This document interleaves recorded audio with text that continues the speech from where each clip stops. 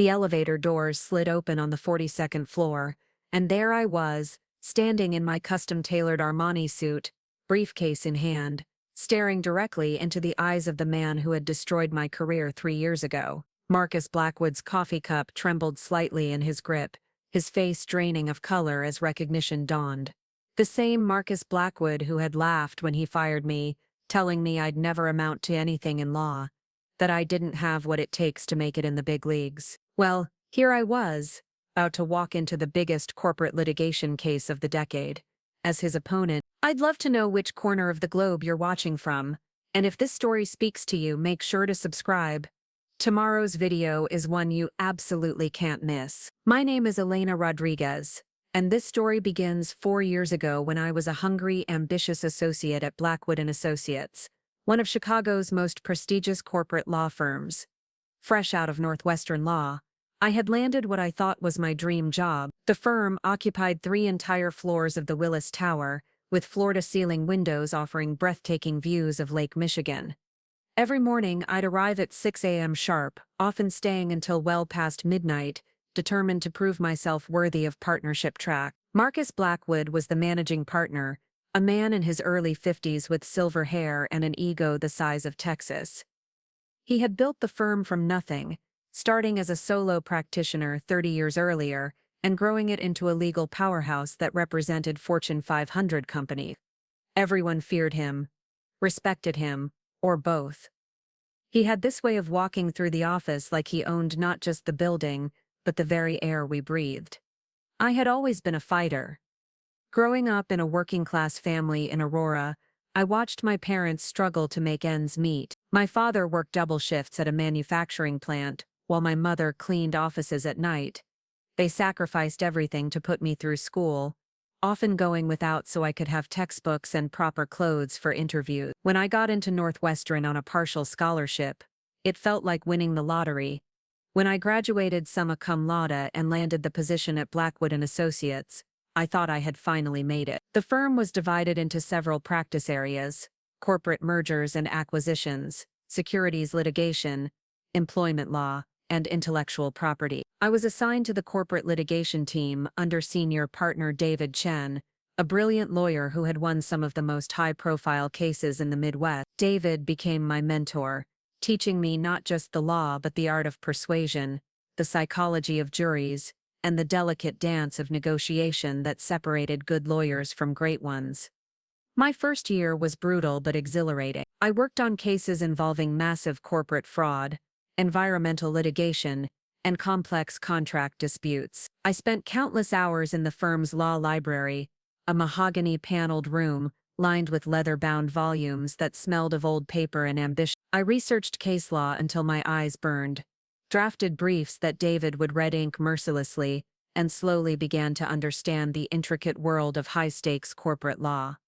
The culture at Blackwood & Associates was cutthroat. The firm employed 43 lawyers, and the competition for partnership was fierce. Only about 10% of associates ever made partner, and those who didn't were quietly encouraged to find opportunities elsewhere. Marcus made it clear that he was looking for lawyers who could bring in clients, win impossible cases, and represent the firm with the kind of polished sophistication that impressed CEOs and board members. My breakthrough came in my second year with the Patterson Industries case. Patterson was a mid-sized manufacturing company, being sued for allegedly stealing trade secrets from a competitor, Meridian Technologies. The case had been assigned to another associate, Jennifer Walsh, but she had to leave suddenly for a family emergency. David threw the case to me with just 6 weeks until trial. The facts were complex. Patterson's former engineering director, Thomas Huang, had left Meridian under suspicious circumstances and joined Patterson 3 months later. Within a year, Patterson had developed a revolutionary new polymer that was remarkably similar to one Meridian claimed to have been developing in secret. Meridian was seeking $50 million in damages and an injunction that would effectively shut down Patterson's most profitable product line. I dove into the case with everything I had. I spent weeks interviewing witnesses, including former Meridian employees who revealed that the company's security protocols were practically non-existent. I discovered that Huang had actually developed much of the foundational research for the polymer while working at his previous company, before either Meridian or Patterson. Most importantly, I found evidence that Meridian had been shopping their supposedly secret formula to potential buyers, undermining their trade secret claims. The trial lasted 3 weeks and I was in court every single day, taking notes and helping David prepare. When it came time for closing arguments, David let me handle a significant portion of the case summary. Standing before that jury, articulating the complex technical and legal arguments we had built, I felt electricity in my veins. This was what I was meant to do. We won. Not only did we get the case dismissed, but Patterson countersued and won a $2 million judgment for frivolous litigation. The local legal newspapers covered the victory, and several mentioned my contributions specifically. David made sure Marcus knew about my work, and suddenly I was being invited to client meetings and strategy sessions. That victory opened doors. I was assigned to increasingly complex cases, working directly with major clients like Steinberg Financial, a regional banking conglomerate, and Apex Manufacturing, a Fortune 500 company that produced industrial equipment. I developed a reputation for thorough preparation and creative legal strategies. My billing hours were consistently among the highest in the firm, and my client reviews were exceptional. By my 3rd year, I was handling depositions independently and had begun building relationships with several key clients. Marcus started including me in business development meetings, where potential clients were pitched on the firm's service. I had a knack for explaining complex legal concepts in terms that business executives could understand and appreciate. The partnership discussions began in earnest during my 4th year. The firm typically considered associates for partnership after 5 to 7 years, but David had been dropping hints that I might be fast-tracked. My billable hours were exceptional. I had billed over 2,400 hours the previous year, well above the firm's requirement. My client development was promising, with several executives specifically requesting my involvement in their matters.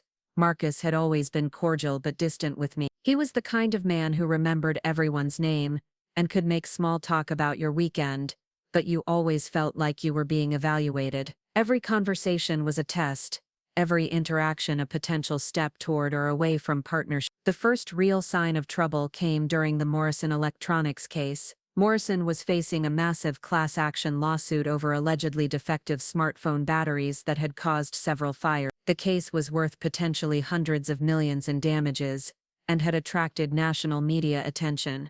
Marcus assigned me as the lead associate, working directly under him rather than through Dave. The case required coordinating with expert witnesses, managing hundreds of thousands of documents, and dealing with aggressive opposing counsel from 3 different firms. The pressure was intense, with Morrison's CEO calling Marcus daily for updates. I worked 18-hour days for months, barely seeing my apartment except to shower and change clothes. Everything was going well until the discovery phase, when we found internal Morrison emails that suggested some engineers had raised concerns about the battery design months before the first reported incident. These emails were potentially damaging, but they were also arguably covered by attorney-client privilege, since they had been sent to Morrison's in-house legal team for review.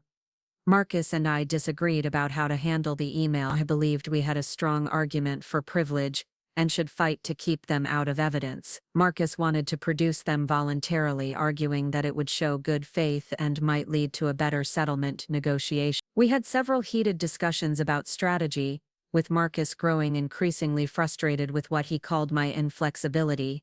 The disagreement came to a head during a client meeting with Morrison's executive team. When the CEO asked about potential challenges in our case, I mentioned the email issue and my concerns about how production might affect our negotiating position. Marcus cut me off mid-sentence, telling the client that we had everything under control and that all discovery issues had been resolved. After the meeting, Marcus pulled me into his office. The conversation lasted 20 minutes, and by the end I knew my partnership prospects had just evaporated. He told me that I had embarrassed him in front of the client, and showed poor judgment in discussing case weaknesses. He said that while I was technically competent, I lacked the business acumen and client management skills necessary for partnership at a firm like Blackwood and Associates. The Morrison case settled 6 months later for a fraction of what it might have cost Morrison if those emails had been produced and used effectively by the plaintiffs. I had been right about the strategy, but being right wasn't enough to repair the damage to my relationship with Mark. The formal partnership decision meeting happened on a Thursday in November. I wasn't invited, of course, but David told me later that evening what had transpired. The partnership committee had reviewed my performance metrics, client feedback, and potential for business development. On paper, I met or exceeded every criterion for partnership consideration. Marcus had stood up during the meeting and delivered what David described as a devastating critique of my candidacy. He questioned my judgment, my ability to work collaboratively with senior partners, and my understanding of the firm's culture and values. He painted me as someone who was technically proficient, but ultimately unsuited for the business side of law practice. David fought for me, apparently arguing passionately about my trial skills and client relationships. 2 other partners spoke in my favor, citing specific cases where I had exceeded expectations. But Marcus was the managing partner, and his opinion carried enormous weight. The vote wasn't even close. David delivered the news to me the following Monday. I would not be considered for partnership that year, and given Marcus's opposition, my prospects for future consideration were essentially nil. The firm's policy was clear: associates who weren't on a partnership track after 5 years were expected to find other opportunities. I spent that week in a haze of disbelief and rage. Everything I had worked for, every sacrifice I had made, every 18-hour day and missed family gathering, all of it had been for nothing. Marcus had destroyed my career with a single conversation, and there was nothing I could do about it. The final blow came the following Friday. Marcus called me into his office for what I assumed would be a professional discussion about transition timelines and recommendations. Instead, he delivered a speech I'll never forget. "Elena," he said, leaning back in his leather chair, "you're a decent lawyer, but you lack something essential for this business. You don't understand that law at this level isn't about being right, it's about being effective. You'll never make a partner anywhere that matters, because you don't have the instincts for it. You might find a place at some small firm doing insurance defense or personal injury work, but the big leagues, that's not for you." A lot of love and effort went into bringing this story to life. If you're enjoying it, we'd be so grateful if you'd subscribe to our channel. Now, back to where we left off. He stood up and walked to his window, looking out at the Chicago skyline. "I'm giving you 6 weeks to find something else. I'll provide a positive reference for appropriate positions. But Elena, do yourself a favor. Aim lower. You'll be happier in the long run." I cleaned out my office that afternoon, packing 4 years of my life into 3 cardboard boxes. My colleagues were awkward and sympathetic, offering vague promises to stay in touch that we all knew were hollow. David looked like someone had died when he shook my hand goodbye. That weekend, I sat in my Lincoln Park apartment, staring at those boxes and trying to figure out what came next. I had some savings, but nothing substantial.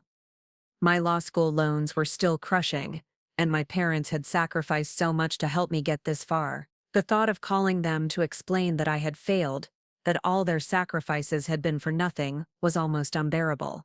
But as I sat there in the dark, something shifted inside me. Marcus's words echoed in my mind. "You'll never make partner anywhere that matters." The condescension in his voice, the casual dismissal of everything I had accomplished, it lit a fire in me that I hadn't felt since my first day of law school. I had 2 choices. I could let Marcus's judgment define my future, or I could prove him catastrophically wrong. The decision wasn't difficult. Marcus Blackwood had just made the biggest mistake of his career, and I was going to make sure he knew it. The first month after leaving Blackwood and Associates was the darkest period of my life. I sent out dozens of resumes to major firms across Chicago, New York, and Los Angeles. The responses were polite but consistent. "While your qualifications are impressive, we don't have any openings that match your experience level at this time." I knew what was really happening. A few discreet phone calls between managing partners, and suddenly Elena Rodriguez was persona non grata in the world of elite corporate law. My savings were dwindling faster than I had anticipated. The Lincoln Park apartment that had seemed like a symbol of my success was now a financial burden I could barely afford. I started taking freelance document review work, the kind of mind-numbing contract labor that recent law school graduates did while searching for permanent positions. Sitting in a windowless office in downtown Chicago, reviewing thousands of emails for privilege claims, at $35 an hour, I felt like I had fallen into an alternate universe. The worst part wasn't the financial stress. It was the isolation. The legal community in Chicago was smaller than people realized, and word traveled fast. Former colleagues would cross the street to avoid awkward conversations. Invitations to bar association events mysteriously stopped arriving. I had become a cautionary tale, whispered about in the hallways of major firms. The associate who had challenged Marcus Blackwood and paid the price. 3 months into this nightmare, I was browsing job listings online when I came across something unusual. A small boutique firm called Sterling & Associates was looking for a senior associate with corporate litigation experience. The firm specialized in representing plaintiffs in complex commercial disputes, essentially the opposite of what I had been doing at Blackwood. Instead of defending large corporations, Sterling fought against them.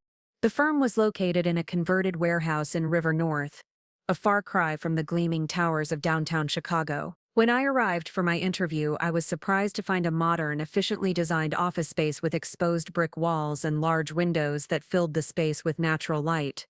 There were only 8 lawyers, but the energy was completely different from the stuffy, hierarchical atmosphere at Blackwood. Rebecca Sterling, the founding partner, was nothing like Marcus Blackwood. She was in her early 40s, with short auburn hair and an intensity that was immediately apparent. She had started the firm 5 years earlier after leaving Kirkland & Ellis, one of Chicago's most prestigious firms.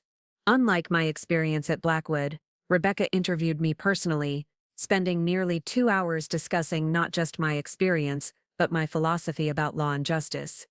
"I know who you are, Elena," she said during our conversation. "I know what happened at Blackwood, and frankly it tells me more about Marcus than it does about you. I've been watching his firm for years, and I've seen how he treats people.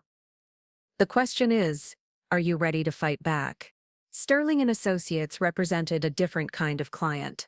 Instead of Fortune 500 companies trying to minimize liability, we worked with smaller businesses that had been wronged by larger corporations, whistleblowers exposing fraud, and investors who had been cheated by unscrupulous financial advisors. The cases were smaller in terms of dollar amounts, but the work was more meaningful. We were David fighting Goliath, and I discovered that I preferred being on the side of the underdog. My first case at Sterling involved a small technology company called Innovate Tech that had been systematically destroyed by a larger competitor through predatory business practices. Titan Corp, a massive software conglomerate, had entered into a partnership with Innovate Tech, ostensibly to help them expand their market reach. Instead, Titan Corp had used the partnership to steal Innovate Tech's proprietary algorithms, then terminated the relationship and launched a competing product using the stolen technology. The case was a perfect fit for my skills.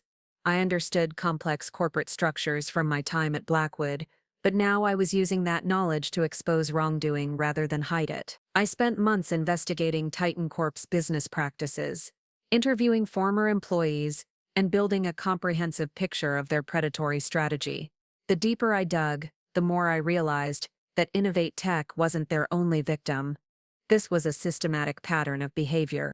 Working at Sterling was like learning to practice law all over again.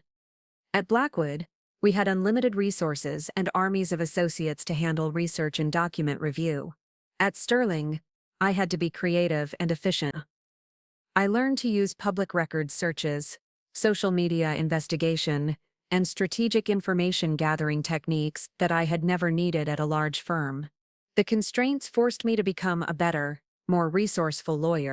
Rebecca became not just my boss, but my mentor in a way that David Chen had never quite managed to be.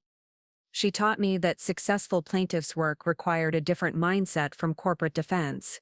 Instead of building walls to protect clients, we were building bridges to justice. Instead of minimizing damages, we were fighting to maximize accountability.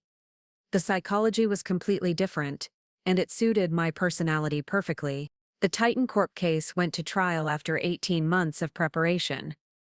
Unlike the corporate defense work I had done at Blackwood, where trials were relatively rare and usually involved damage control, this was a battle for survival. Innovate Tech was a family-owned business, and if we lost, they would be forced into bankruptcy. The pressure was intense, but it was a clean, honest pressure. We were fighting for something that mattered. The trial lasted 6 weeks, and it was unlike anything I had experienced. Titan Corp brought in a team of 12 lawyers from Sullivan and Cromwell, one of the most expensive law firms in the country. Their lead counsel, Patricia Hawkins, was a legendary corporate defense attorney who had never lost a major trial. The David and Goliath metaphor was literal. Our team consisted of Rebecca, myself, and one junior associate, while they had a legal army with unlimited resources. But we had something they didn't: the truth. During the trial, I was able to present evidence of Titan Corp's predatory pattern that went back nearly a decade.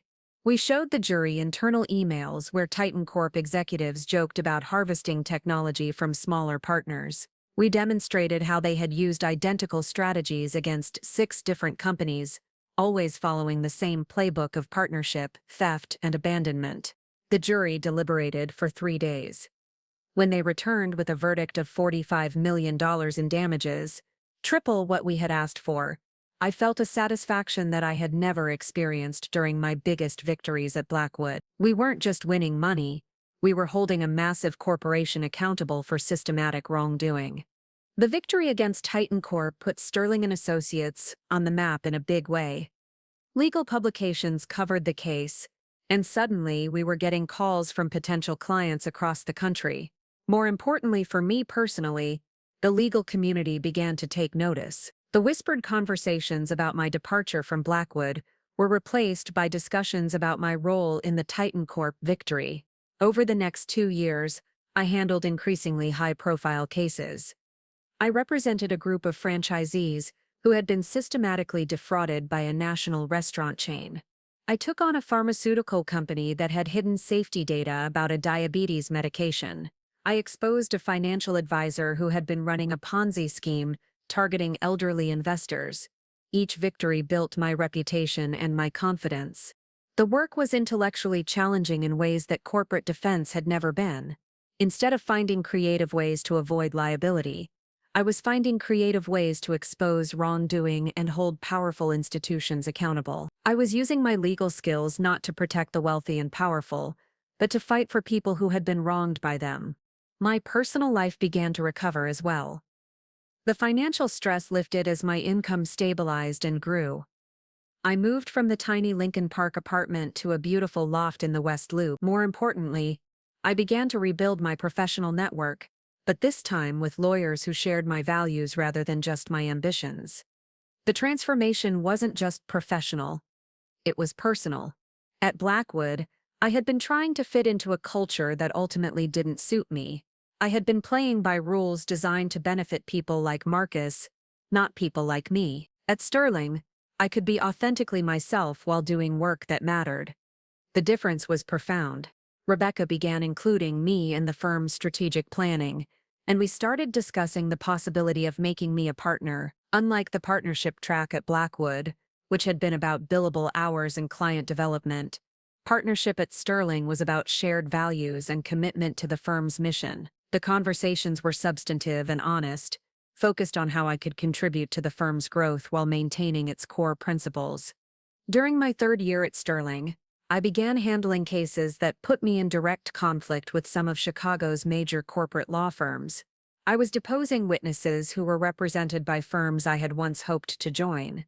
I was arguing against lawyers who had been my colleagues at Blackwood. The legal community is small, and these intersections were inevitable, but they felt like vindication. The most satisfying moment came during a case against Meridian Financial, a regional bank that had been systematically overcharging small business customers for loan processing fees. The case was worth potentially hundreds of millions in damages, and Meridian hired Blackwood and Associates to defend them. I found myself across the conference table from David Chen, my former mentor, during settlement negotiations.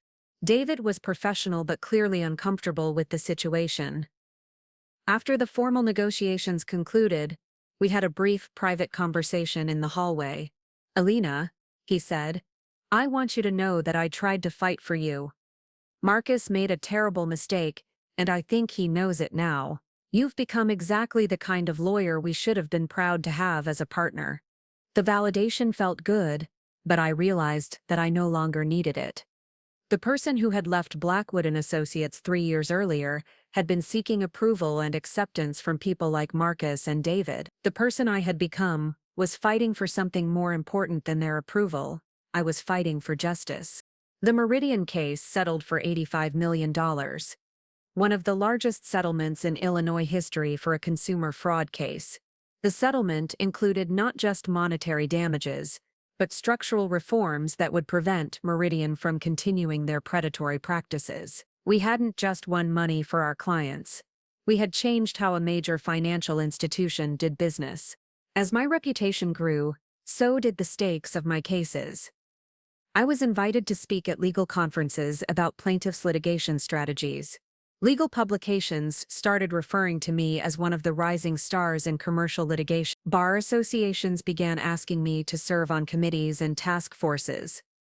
I was becoming the kind of lawyer I had always wanted to be, just not in the way I had originally imagined. The biggest case of my career came in my 4th year at Sterling.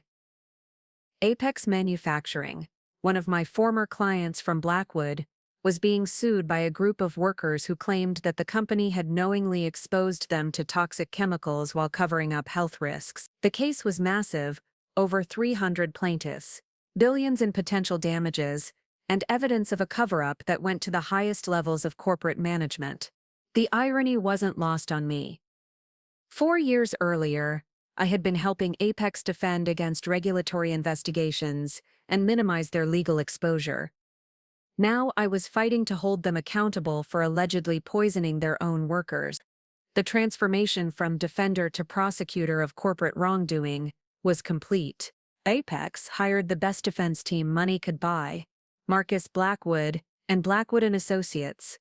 When I learned that Marcus would be leading their defense, I felt a surge of anticipation that was almost electric. After 4 years of building my career and reputation, I was finally going to face the man who had tried to destroy me.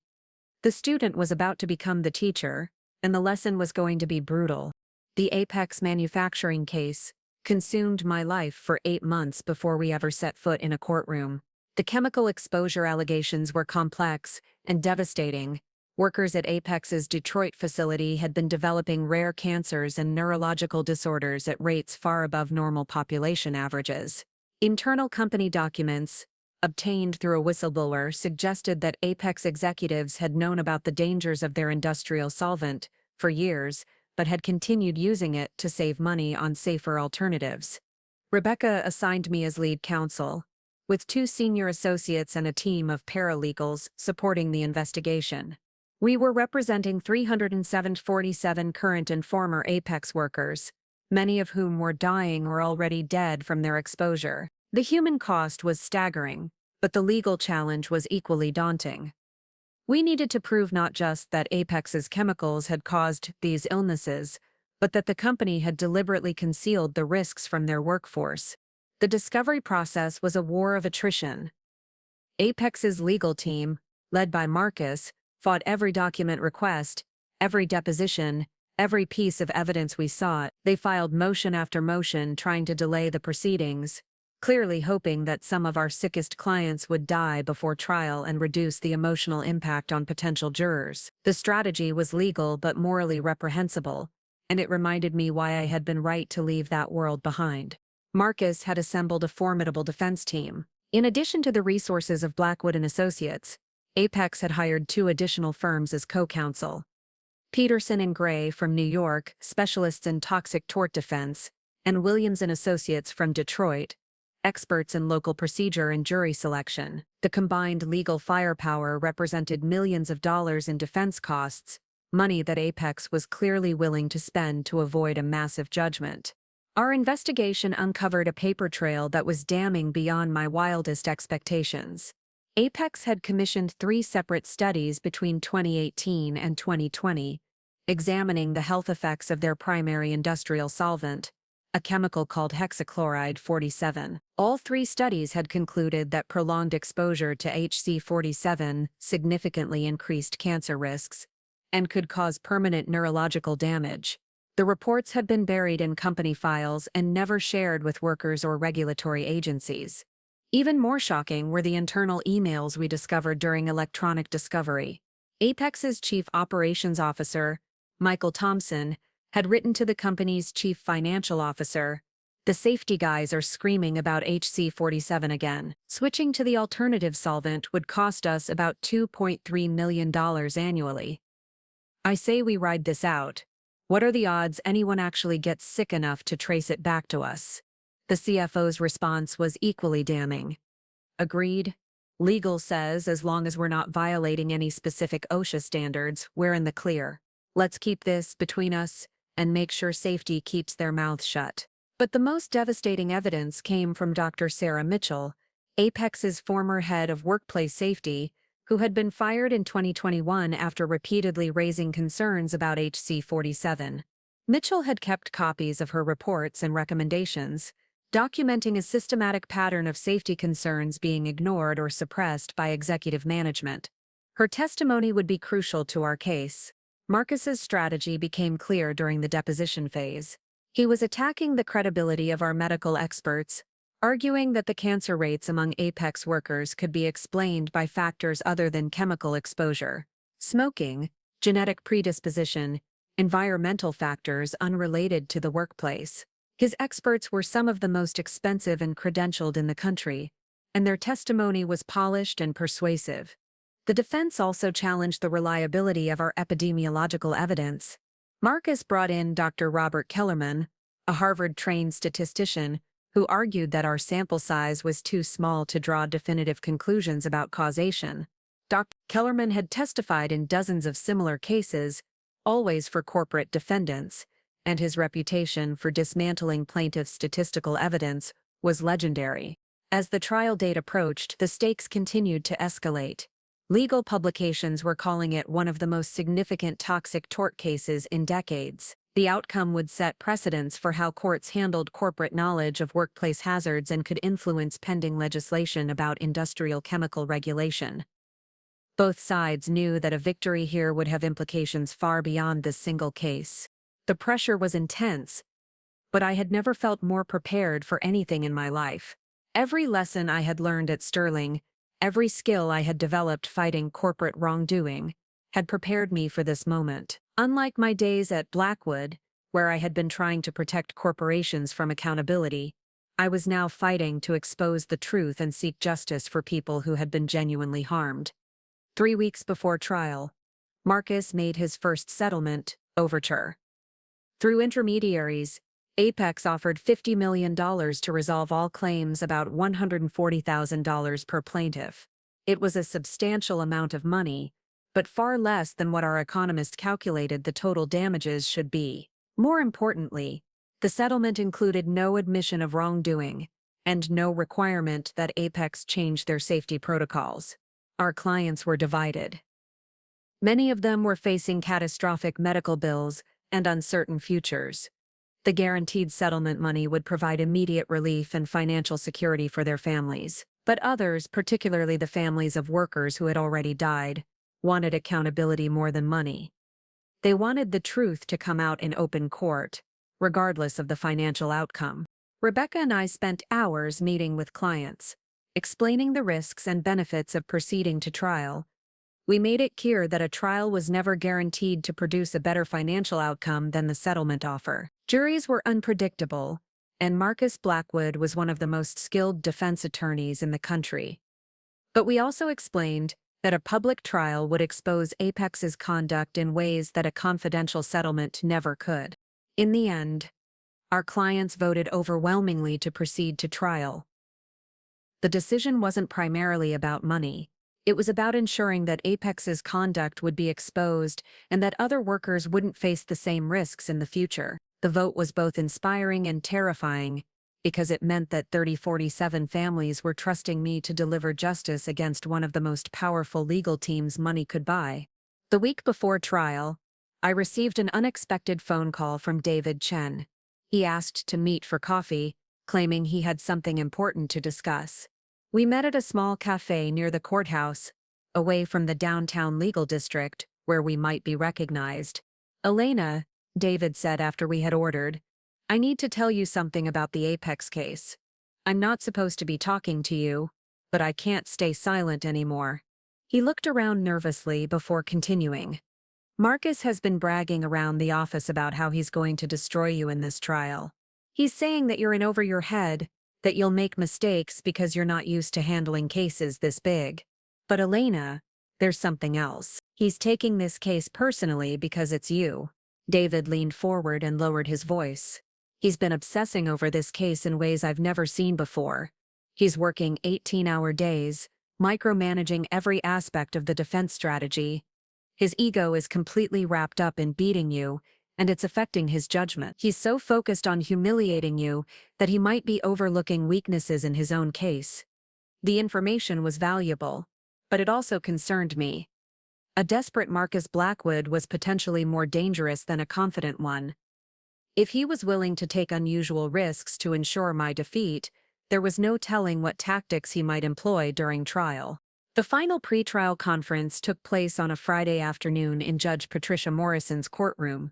Judge Morrison was known for running an efficient courtroom and having little tolerance for legal gamesmanship. She had been on the bench for 15 years and had overseen some of the most complex commercial litigation in the Northern District of Illinois. Marcus and I sat at opposite counsel tables for the first time in 4 years. He looked older than I remembered, with more gray hair and deeper lines around his eyes, but his demeanor was unchanged, supremely confident, bordering on arrogant, with the bearing of someone accustomed to winning and expecting to win again. During the conference, Judge Morrison outlined the trial schedule and procedures. The trial was expected to last 6 weeks, with jury selection beginning the following Monday. She reminded both sides that this was a high-profile case that would attract significant media attention, and she expected all counsel to conduct themselves with the highest degree of professionalism. As we packed up our materials after the conference, Marcus approached me directly for the first time since I had left Blackwood and Associates. "Elena," he said with that familiar condescending smile, "I have to say, I'm impressed that you've made it this far. Not many people recover from the kind of setback you experienced." He paused, clearly enjoying the moment. "Of course, handling a case of this magnitude is different from the smaller matters you've been working on. I hope you understand what you're getting yourself into. It would be unfortunate if your clients suffered because you were in over your head." I looked at him for a long moment before responding. "Marcus, the only thing I understand clearly is that you're about to learn a very expensive lesson about underestimating people. I'll see you in court on Monday." The weekend before trial was a blur of final preparation. My team worked around the clock, reviewing witness testimony, organizing exhibits, and rehearsing opening arguments. Rebecca had arranged for us to practice in a mock courtroom, complete with volunteer jurors from the community. The feedback sessions were brutal but invaluable, helping us refine our presentation and anticipate potential problems. Saturday night, I sat alone in my office reviewing my opening statement one final time. 4 years earlier, Marcus Blackwood had told me I would never make it in the big leagues, that I lacked the instincts for high-stakes litigation. In less than 48 hours, I would have the opportunity to prove him catastrophically wrong. The opening statement was crucial. In complex cases like this one, juries often formed their initial impressions during opening arguments and spent the rest of the trial looking for evidence to confirm those first impressions. I needed to tell a compelling story that would make the jurors care about my clients, while simultaneously presenting a clear framework for understanding the technical evidence they would hear over the coming weeks. My strategy was to focus on the human cost of Apex's decisions, while building a systematic case for corporate accountability. I would start with the stories of individual workers, men and women who had trusted their employer to provide a safe workplace and had paid for that trust with their health. Then I would walk the jury through the documentary evidence showing that Apex executives had known about the dangers and chosen profits over worker safety. Marcus's opening strategy was predictable but potentially effective. He would argue that correlation was not causation, that the health problems among Apex workers could be explained by factors other than workplace chemical exposure. He would challenge the reliability of our scientific evidence and suggest that we were exploiting tragedy to extract money from a successful company that had operated within all applicable legal standards. Sunday evening. I called my parents for the first time in several weeks. I hadn't told them much about the Apex case, not wanting to worry them about the pressure I was under. But I needed to hear their voices before the trial began. "Mija," my mother said, "you sound tired. Are you taking care of yourself?" "I'm fine, Mom. Just working on a big case that starts tomorrow." "It's important." "All your cases are important to you," my father interjected from the extension phone. "But remember, you've already proven everything you need to prove. You don't need to fight the whole world to show your worth." His words were wise, but he didn't understand the full significance of what was about to happen. This wasn't just about proving my worth, it was about confronting the man who had tried to destroy my career and ensuring that his arrogance would finally cost him something that mattered. Monday morning arrived gray and cold, with the promise of snow in the forecast. I arrived at the courthouse 2 hours early, wanting to settle into the courtroom and review my materials one final time before the circus began. The media attention was intense. Reporters and camera crews filled the hallway outside Judge Morrison's courtroom, and security had been increased to manage the crowds. As I arranged my files at the plaintiff's table, I felt a familiar mixture of nervousness and excitement. This was what I had been training for my entire career. Even if I hadn't always known it, every case I had tried, every brief I had written, every deposition I had taken, had been preparation for this moment. Marcus entered the courtroom with his usual theatrical flair, followed by a procession of associates and paralegals carrying boxes of documents and exhibits. He nodded politely in my direction but said nothing. The psychological warfare had begun, and both sides were posturing for any advantage they could gain. Judge Morrison called the court to order at exactly 9 o'clock. "Ladies and gentlemen," she announced, "we are here for jury selection in the matter of Rodriguez v. Apex Manufacturing. This promises to be a complex and lengthy trial, and I expect all parties to conduct themselves with appropriate decorum and professionalism." She looked directly at Marcus and me. "Counsel, I understand there may be some personal history between opposing attorneys in this case. I want to make it clear that any such history is irrelevant to these proceedings. This trial is about the evidence and the law, nothing more." The judge's warning was unnecessary for me, but I wondered if she had heard rumors about the animosity between Marcus and me. Regardless, she was right. This trial would be decided by evidence and argument, not personal vendettas. As we began the process of jury selection, I realized that everything in my life had led to this moment. The struggles of my childhood, the sacrifices of my parents, the humiliation at Blackwood and Associates, the rebuilding of my career at Sterling, all of it had been preparation for the next 6 weeks. Marcus Blackwood was about to discover that the associate he had dismissed as lacking the instincts for big league litigation had become exactly the kind of lawyer he feared most. Someone with nothing to lose and everything to prove. Jury selection took 3 full days, with both sides exercising every challenge and conducting extensive voir dire questioning. Marcus's team used an expensive jury consulting firm that had profiled potential jurors based on demographics, social media activity, and psychological assessments. They were looking for jurors who would be skeptical of large damage awards and sympathetic to corporate defendants. My approach was more straightforward. I wanted jurors who understood what it meant to work for a living, who had personal experience with employers who didn't always put worker safety first. I was looking for people who would be outraged by the evidence we were about to present, regardless of the technical complexity of the scientific testimony. The final jury consisted of 12 individuals, a retired teacher, 2 factory workers, a nurse, a small business owner, an accountant, a construction supervisor, a social worker, a retired police officer, a pharmacy technician, a sales manager, and a graduate student in environmental science. It was a diverse group that seemed capable of understanding both the human impact and the technical aspects of our case.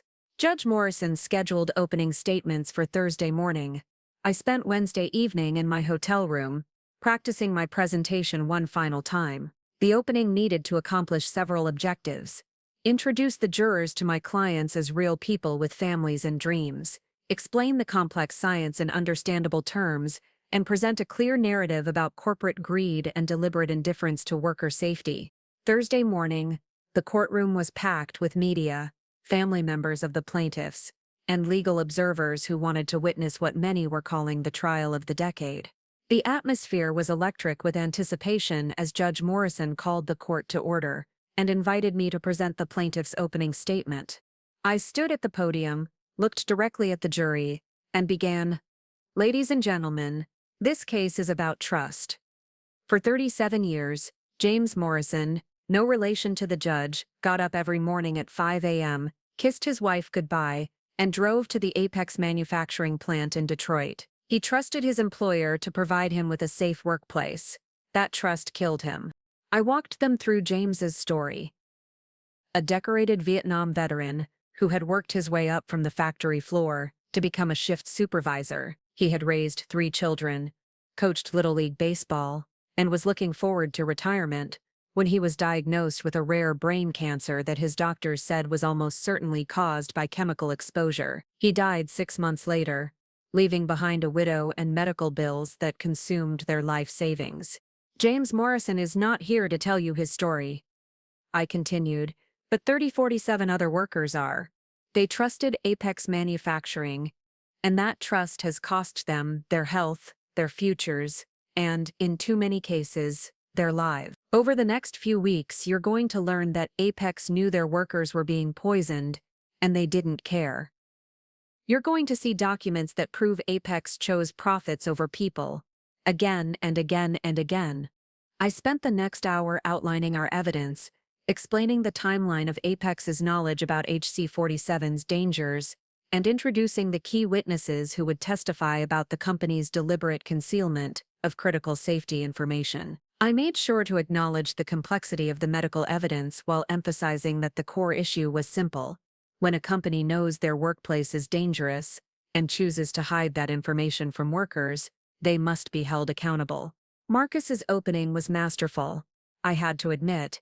He began by expressing sympathy for the plaintiffs and their families, acknowledging that cancer and neurological diseases were devastating regardless of their cause. But then he methodically began to dismantle our case, arguing that the scientific evidence was inconclusive and that correlation did not prove causation. The plaintiff would have you believe that Apex Manufacturing deliberately poisoned its workers, Marcus said, his voice conveying just the right mixture of outrage and disbelief. This is not only false, it's an insult to the dedicated men and women who have worked safely at Apex facilities for decades. The truth is that HC-47 has been used in industrial manufacturing for over 50 years with an excellent safety record when proper protocols are followed.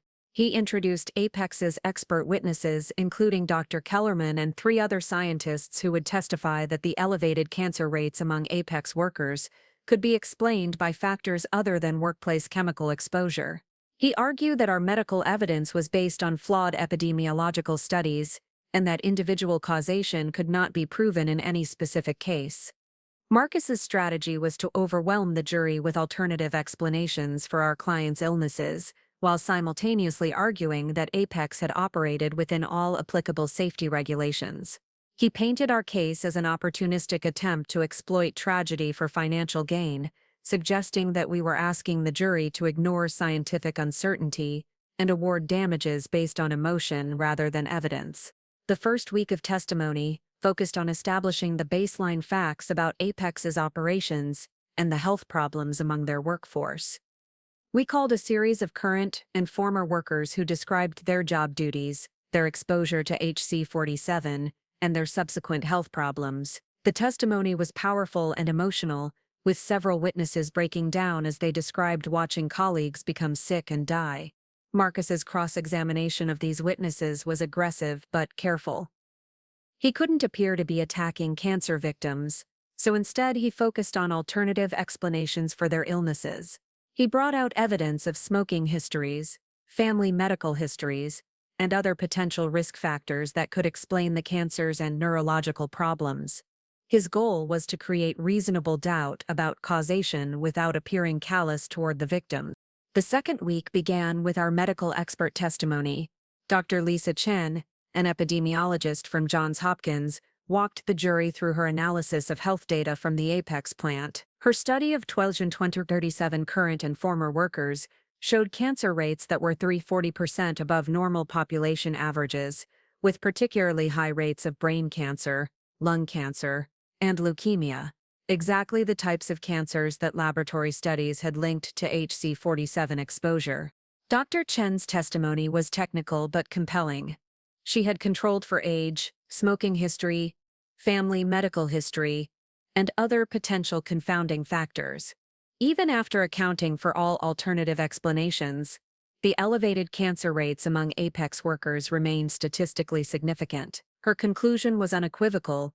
The pattern of illness at the Apex plant could only be explained by occupational exposure to toxic chemicals. Marcus's cross-examination of Dr. Chen lasted 2 full days.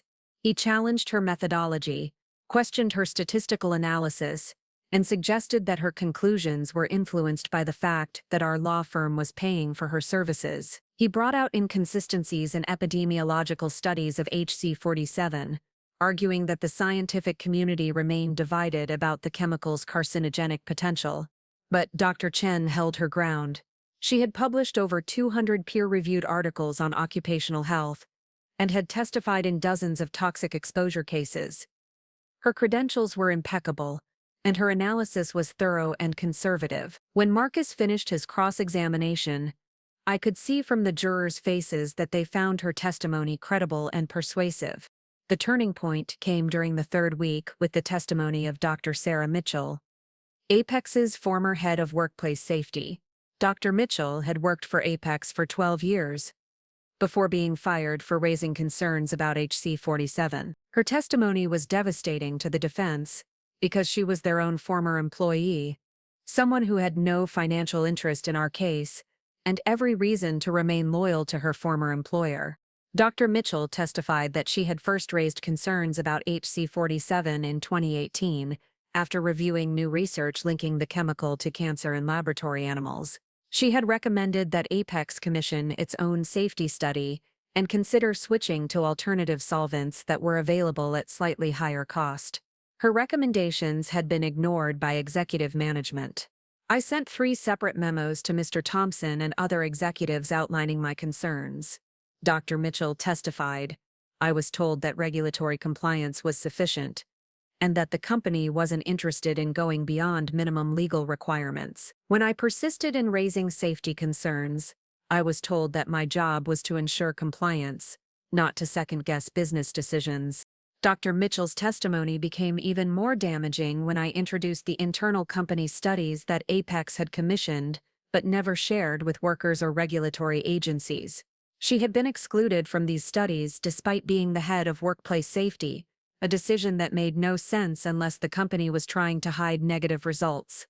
Marcus's cross-examination of Dr. Mitchell was brutal. He suggested that she was a disgruntled former employee seeking revenge against Apex for her termination. He argued that her safety recommendations had been based on preliminary research that was later disproven by more comprehensive studies.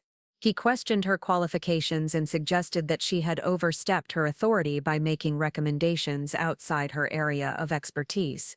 But Dr. Mitchell was prepared for the attack. She calmly explained that her concerns had been based on legitimate scientific research and that her recommendations had been conservative and reasonable. When Marcus asked why she hadn't gone to regulatory authorities if she truly believed workers were in danger, she replied, "Mr. Blackwood, I trusted my employer to do the right thing. That was my mistake." The fourth week focused on the documentary evidence. The internal emails, memos and reports that showed Apex's knowledge of HC47's dangers and their decision to conceal that information from workers.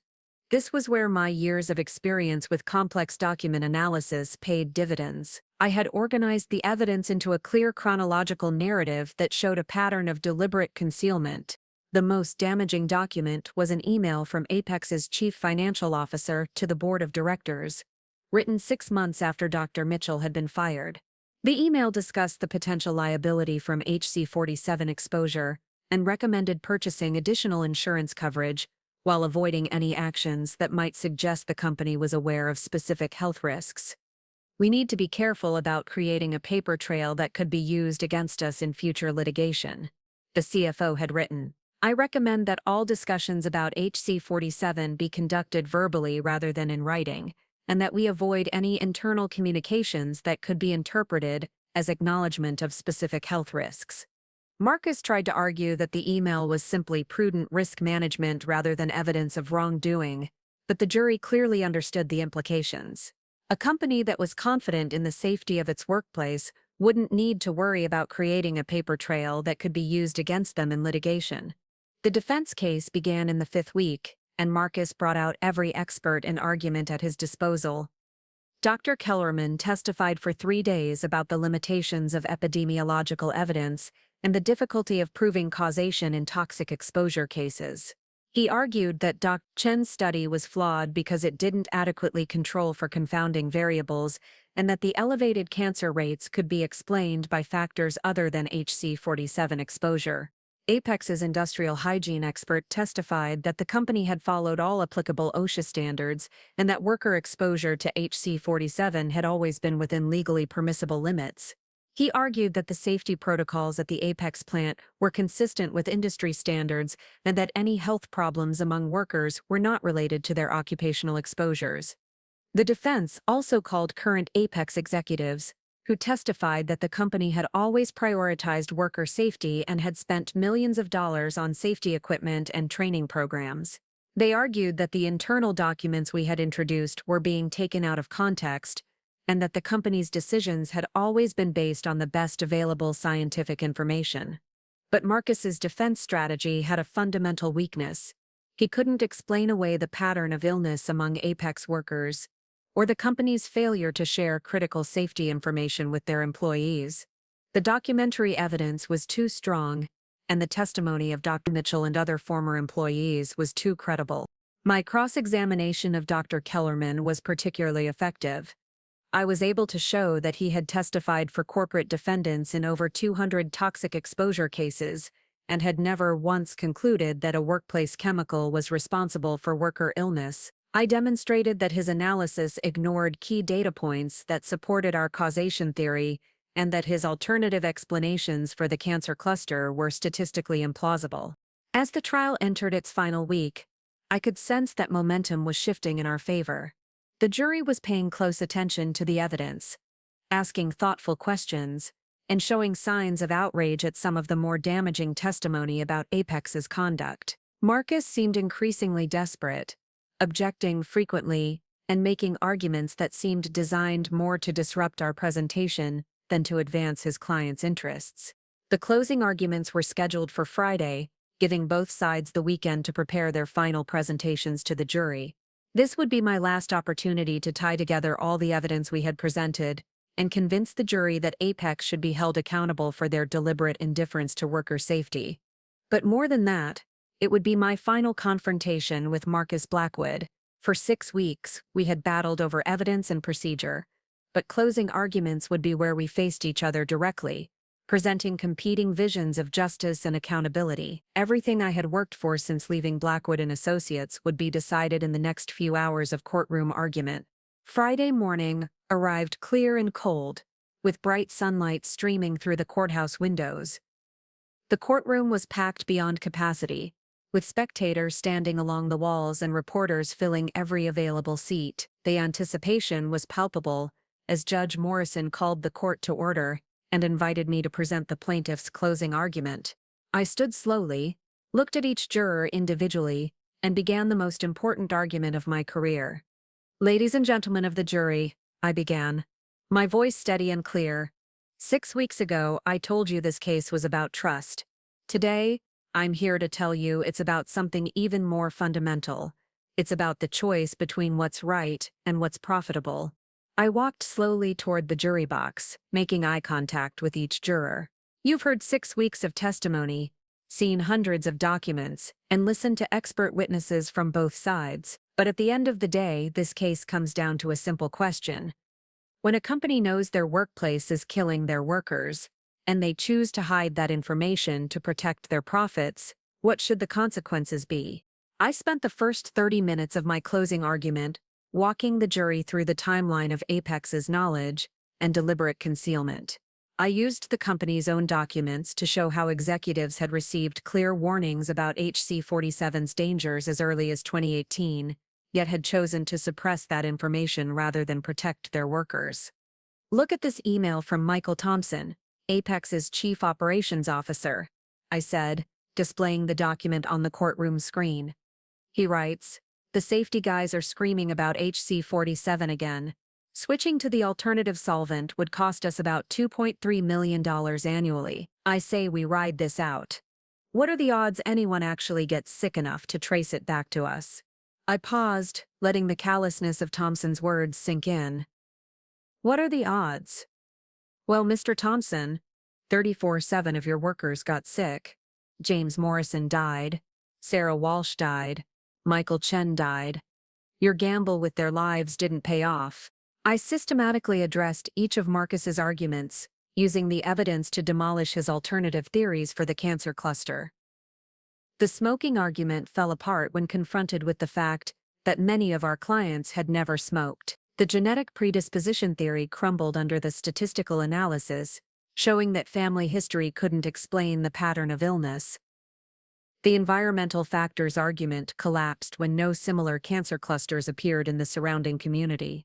The defense wants you to believe that this is all just a tragic coincidence, I continued, that 3047 workers at one plant just happened to develop cancer at rates 340% above normal, and it has nothing to do with the toxic chemicals they were exposed to every day, for years. They want you to ignore the company's own studies showing that HC-47 causes cancer. They want you to pretend that Dr. Sarah Mitchell was fired for no reason, that the executives who decided to hide critical safety information were just being prudent. I moved to the damages portion of my argument, personalizing the financial impact on each family while explaining how the requested compensation was both reasonable and necessary.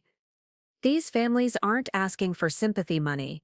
They're asking for justice. They're asking you to hold Apex accountable for the medical bills, the lost wages, the pain and suffering, and the shortened lives that resulted from Apex's deliberate indifference to worker safety. The emotional climax of my closing came when I spoke about the broader implications of the case. This trial isn't just about Apex manufacturing. It's about sending a message to every corporation in America that workers' lives matter more than profit margins. It's about ensuring that no other family has to watch a loved one die from a disease that could have been prevented if their employer had simply told the truth. I concluded with a direct appeal for justice. James Morrison trusted his employer for 37 years. Sarah Walsh trusted her employer for 23 years. Michael Chen trusted his employer for 15 years. They trusted Apex to provide them with a safe workplace, and that trust killed them. Now they're trusting you to hold Apex accountable. Don't let them down. Marcus's closing argument was everything I had expected: polished, sophisticated, and designed to create doubt about our evidence while minimizing Apex's responsibility. He began by acknowledging the human tragedy represented by our clients, while arguing that tragedy alone wasn't sufficient grounds for a massive financial judgment. Ms. Rodriguez wants you to ignore the scientific uncertainty in this case and award damages based on emotion rather than evidence, Marcus argued. But that's not how our legal system works. Before you can hold Apex liable for these illnesses, you must be convinced beyond a reasonable doubt that HC-47 exposure was the actual cause of each plaintiff's condition. He methodically attacked our expert testimony, arguing that Dr. Chen's epidemiological study was flawed and that individual causation had not been proven for any specific plaintiff. He brought back Dr. Kellerman's testimony about the limitations of statistical evidence and the multiple potential causes for the types of cancers our clients had developed.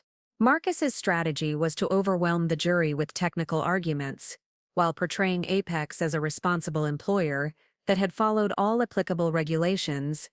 Apex Manufacturing has operated within every OSHA standard and industry guideline, he argued. They have spent millions of dollars on safety equipment and training programs.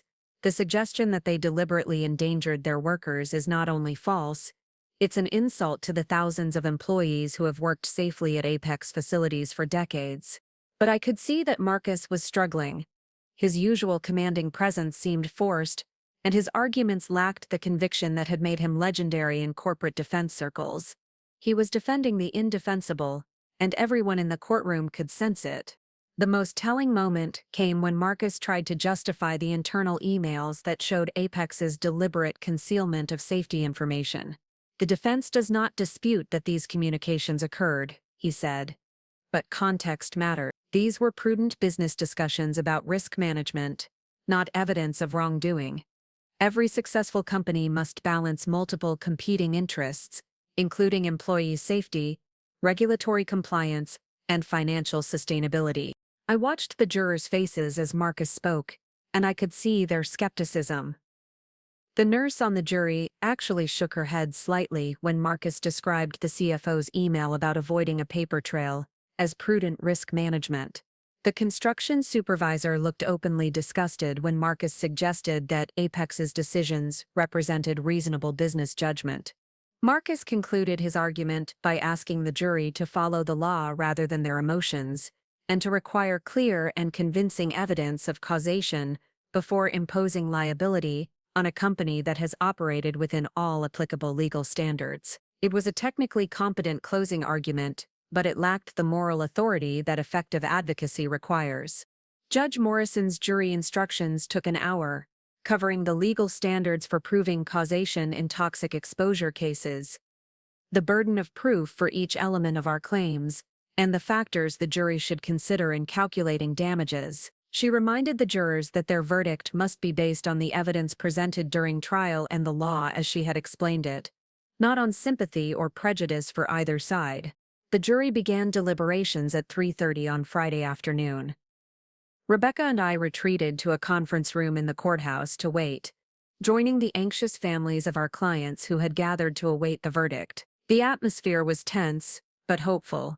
Everyone felt that we had presented the strongest possible case, but jury verdicts were never guaranteed. The first sign of good news came Saturday morning, when the jury sent a note asking to review specific documents from our evidence presentation, particularly the internal Apex emails and Dr. Mitchell's safety recommendations.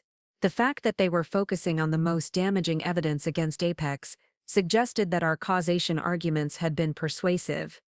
Saturday afternoon brought another note requesting clarification about damage calculations and whether they could award punitive damages in addition to compensatory damages. Judge Morrison explained that punitive damages could be awarded if the jury found that Apex's conduct was willful and wanton, showing conscious disregard for worker safety.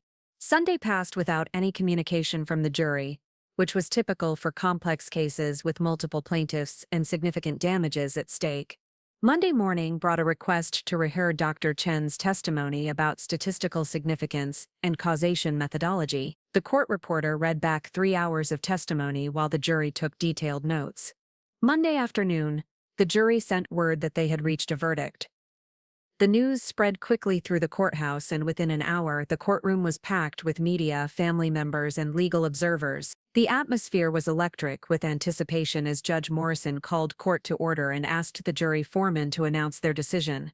"We, the jury, find in favor of the plaintiffs on all claims," the foreman announced, his voice carrying clearly through the silent courtroom. "We find that Apex Manufacturing's exposure of workers to HC-47 was the proximate cause of the plaintiff's injuries, and that Apex's conduct in concealing known health risks was willful and wanton." The damage awards were staggering. The jury awarded $435 million in compensatory damages to cover medical expenses, lost wages, pain and suffering, and wrongful death claims. But the real shock came with the punitive damage award, $1.2 billion, designed to punish Apex's deliberate indifference to worker safety and deter similar conduct by other corporations. The total verdict of $1.685 billion was one of the largest toxic exposure awards in American legal history. More importantly, it sent an unmistakable message that corporations could not hide behind regulatory compliance when they knowingly endangered their workers' lives. The courtroom erupted in cheers and tears as family members embraced each other and our legal team. I felt a surge of emotion that I had never experienced after any previous victory. This wasn't just about winning a case. It was about achieving justice for people who had been genuinely wronged by a powerful corporation. Marcus sat motionless at the defense table, his face pale and expressionless. The man who had once told me I would never make it in the big leagues had just suffered the most devastating defeat of his career. Apex's stock price would plummet when the markets opened the next morning, and the company would face potential bankruptcy unless they could successfully appeal the verdict. As the jury was dismissed and the courtroom began to empty, Marcus approached me directly for the second time since the trial began. "Congratulations, Elena," he said quietly. "You presented an effective case." I looked at him for a long moment before responding.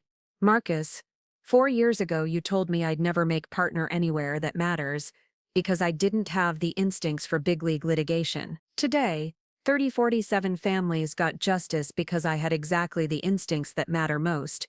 The instinct to fight for what's right rather than what's profitable." He nodded slowly, perhaps finally understanding the magnitude of his misjudgment. "I underestimated you," he admitted. "It was a costly mistake, for both Apex and for me personally. The admission was more satisfying than I had imagined it would be. For 4 years I had fantasized about this moment. The validation, the vindication, the proof that Marcus had been catastrophically wrong about my abilities and my character. But now that it had arrived, I felt something unexpected: pity. Marcus Blackwood was still a skilled lawyer, but he had spent his career defending corporations that prioritized profits over people. He had become so immersed in that world that he had lost sight of what the law was supposed to accomplish: justice, accountability, and protection for those who couldn't protect themselves. The media coverage of the verdict was extensive and overwhelmingly positive. Legal publications called it a watershed moment for toxic exposure litigation. Business magazines wrote about the implications for corporate liability and workplace safety regulations. The families of our clients were finally able to tell their stories to a national audience, personalizing the human cost of corporate indifference. Rebecca and I were invited to speak at legal conferences about the case, and law schools began using our trial strategy as a case study in complex litigation. The victory established Sterling & Associates as one of the premier plaintiffs' firms in the country and opened doors to other high-profile cases involving corporate wrongdoing. But the most meaningful recognition came from unexpected sources. Dr. Sarah Mitchell sent me a handwritten note thanking me for giving her the opportunity to tell the truth about Apex's safety failures. James Morrison's widow wrote to say that the verdict wouldn't bring her husband back, but knowing that his death had led to justice for other families gave his suffering meaning. 6 months after the trial, I received a call from David Chen asking if I would be interested in joining a new boutique firm that he was starting with several other former Blackwood & Associates partners. The firm would focus on complex commercial litigation for both plaintiffs and defendants, with an emphasis on cases involving corporate accountability and business ethics. "Elena," David said during our lunch meeting, "what you accomplished in the Apex case was extraordinary. You've proven yourself as one of the top trial lawyers in the country, and I think it's time you had a platform that matches your abilities." The offer was flattering and financially attractive, but I declined. Sterling & Associates had become more than just my employer. It had become my mission. We were fighting for people who had been wronged by powerful institutions, and that work was too important to abandon for a more prestigious position. 3 years later, Marcus Blackwood retired from practice, selling his firm to a larger corporate defense group. I heard through the legal grapevine that the Apex verdict had damaged both his reputation and his confidence in ways that he never fully recovered from. Several potential clients had chosen other firms specifically because they didn't want to be represented by the lawyer who had suffered such a public and devastating defeat. The irony wasn't lost on me. Marcus had destroyed my career at Blackwood & Associates because he believed I lacked the judgment and instincts necessary for high-stakes litigation. 4 years later, my judgment and instincts had ended his career by exposing those same qualities in the most public way possible. The Apex verdict was affirmed on appeal, and the case became a landmark precedent for corporate liability and toxic exposure cases. Apex Manufacturing ultimately filed for bankruptcy, but the court-appointed trustee ensured that our clients received their full damage awards before any other creditors were paid. Standing in that courthouse elevator, on the day the appeals court decision was announced, looking into Marcus Blackwood's stunned face, I realized that my journey had come full circle.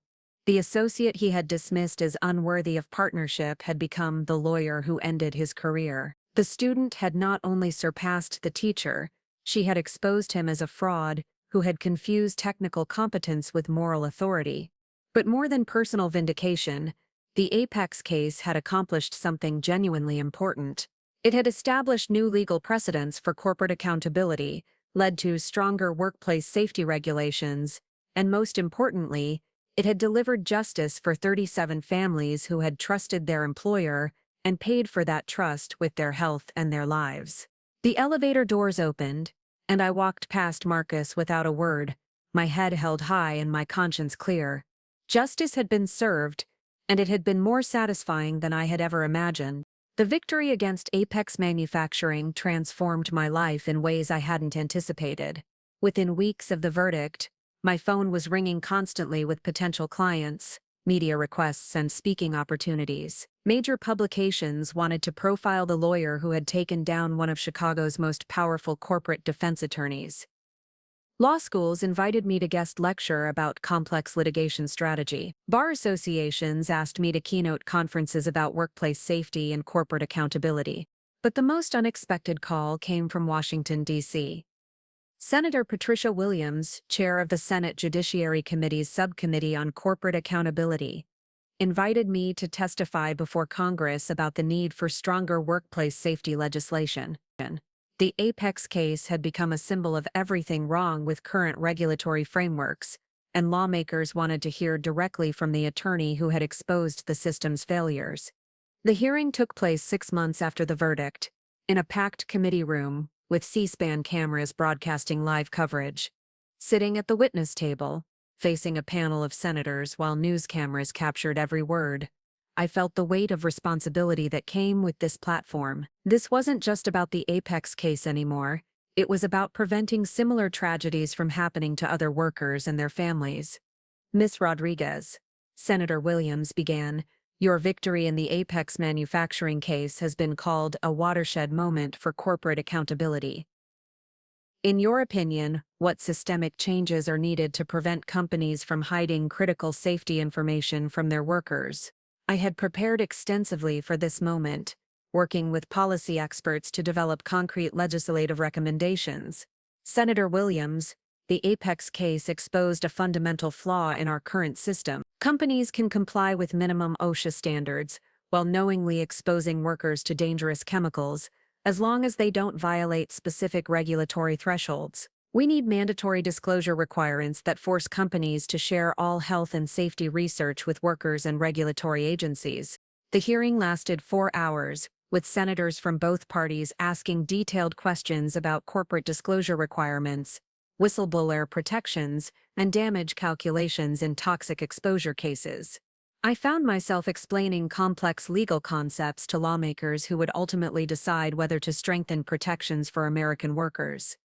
The most challenging questions came from Senator Robert Hayes, a conservative Republican who was clearly skeptical of expanding corporate liability. Ms. Rodriguez, he said, doesn't your approach risk making American companies less competitive by imposing excessive regulatory burdens? Couldn't these lawsuits drive manufacturing jobs overseas? I had anticipated this argument and was ready with a response.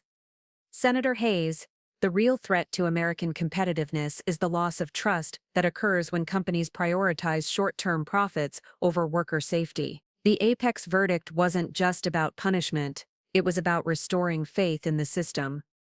Workers who trust their employers are more productive, more loyal, and more innovative. Corporate accountability strengthens the economy, it doesn't weaken it. The exchange was heated, but respectful, and I could see that my arguments were having an impact. Several senators who had seemed initially skeptical began asking follow-up questions about implementation details, rather than challenging the fundamental premise of reform. 3 months later, the Worker Safety Transparency Act was introduced in both the House and Senate, incorporating many of the recommendations I had made during my testimony. The legislation would require companies to disclose all health and safety research to workers and regulatory agencies, strengthen whistleblower protections, and create new criminal penalties for executives who knowingly concealed workplace hazards.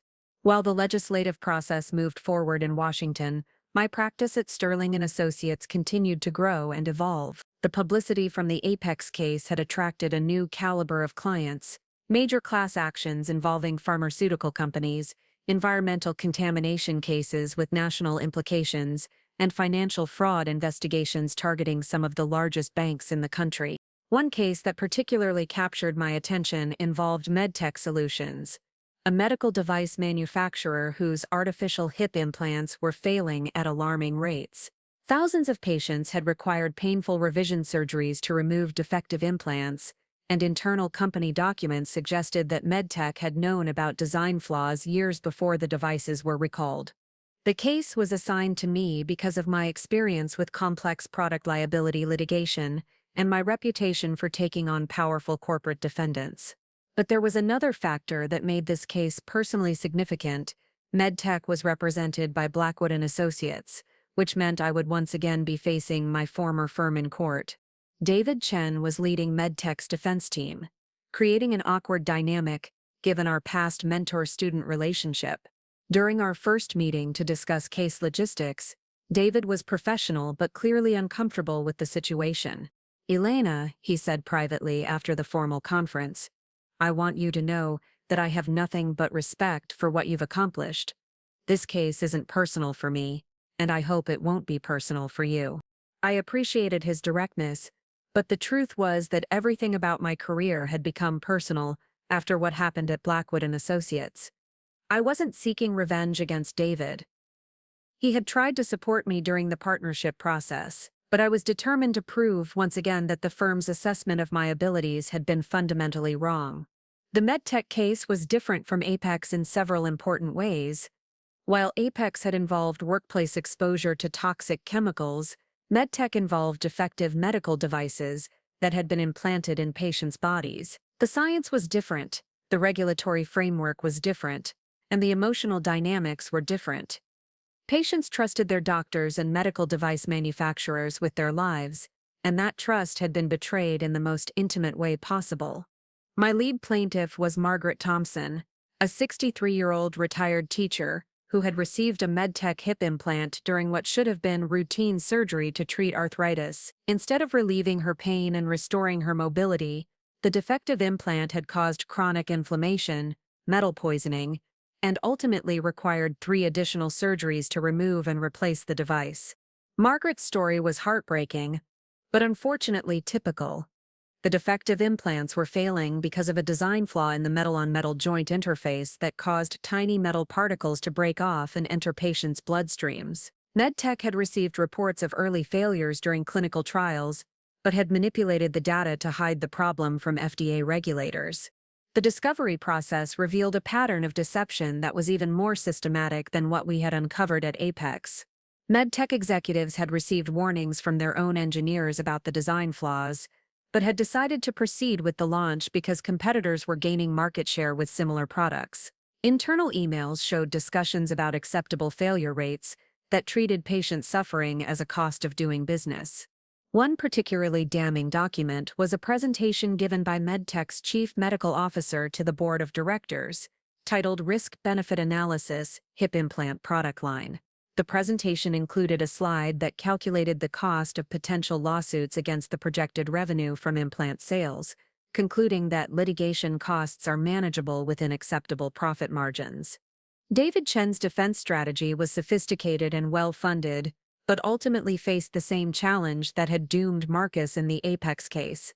The documentary evidence was simply too damaging to explain away. David tried to argue that the implant failures were within acceptable ranges for complex medical devices and that MedTech had followed all FDA approval processes, but he couldn't escape the fact that his client had knowingly sold defective devices to patients who trusted them with their health. The trial lasted 8 weeks, with testimony from dozens of patients, medical experts, and former medtech employees. The emotional testimony from patients who had suffered through multiple surgeries was devastating. But the technical evidence about the design flaws was equally compelling. Our expert witnesses demonstrated that alternative designs were available that would have prevented the failures, and that MedTech had chosen the defective design solely to reduce manufacturing costs. David's cross-examinations were skillful and thorough, but I could see that his heart wasn't fully in the defense. During breaks in the proceedings, he looked increasingly uncomfortable with the evidence he was required to challenge. David was a good lawyer and a decent person, and defending MedTech's conduct was clearly taking a toll on his conscience. The turning point came when we called Dr. Amanda Foster, MedTech's former head of product development, who had been fired after raising concerns about the hip implant design. Dr. Foster testified that she had recommended delaying the product launch until design modifications could be implemented, but had been overruled by executives who were focused on meeting quarterly revenue targets. "I told them that we were going to hurt people," Dr. Foster testified, her voice breaking with emotion. "I said that we had a moral obligation to get this right before we put these devices in patients' bodies, but I was told that perfect was the enemy of good, and that we couldn't let competitors gain an advantage while we pursued incremental improvements." David's cross-examination of Dr. Foster was gentle and respectful, focusing on technical disagreements about design specifications rather than attacking her character or motivations. I could see that he understood the moral weight of her testimony and wasn't willing to destroy a whistleblower to protect his client's interests. The jury deliberated for 6 days before returning a verdict that was even larger than the Apex Award, $2.3 billion in compensatory and punitive damages, representing the largest medical device liability verdict in American history. The award would provide compensation for over 4,000 patients who had received defective implants, while the punitive damages would force MedTech to fundamentally restructure their product development and safety protocols. After the verdict was announced, David approached me in the courthouse hallway. "Elena," he said, "I owe you an apology. When Marcus decided not to support your partnership bid, I thought it was about personality conflicts and office politics. I didn't understand that it was really about fundamental differences in how we approach the practice of law." He paused, choosing his words carefully. "What you've accomplished these past few years has made me rethink my own career choices. I went into law because I wanted to help people, but somewhere along the way, I started helping corporations avoid accountability for hurting people. The Apex case was a wake-up call, but this MedTech trial has convinced me that I need to make a change." 3 months later, David left Blackwood & Associates to join a public interest law firm focusing on consumer protection and government accountability. His departure was part of a larger exodus from the firm, as several talented attorneys decided they no longer wanted to be associated with the type of corporate defense work that had made Blackwood famous. The firm's reputation had been irreparably damaged by the successive defeats in the Apex and MedTech cases. Potential lions began questioning whether Blackwood & Associates could effectively defend against the new generation of plaintiffs' attorneys who were willing to take on complex cases with massive stakes. Several major corporate clients terminated their relationships with the firm, citing concerns about the quality of representation. Marcus Blackwood tried to rebuild his practice by focusing on smaller cases and lower-profile clients, but the legal community had moved beyond him. The corporate defense strategies that had made him successful in the 1990s and 2000s were no longer effective against plaintiffs' attorneys who understood how to use technology, social media, and public opinion to advance their clients' interests. Meanwhile, my own practice continued to evolve and expand.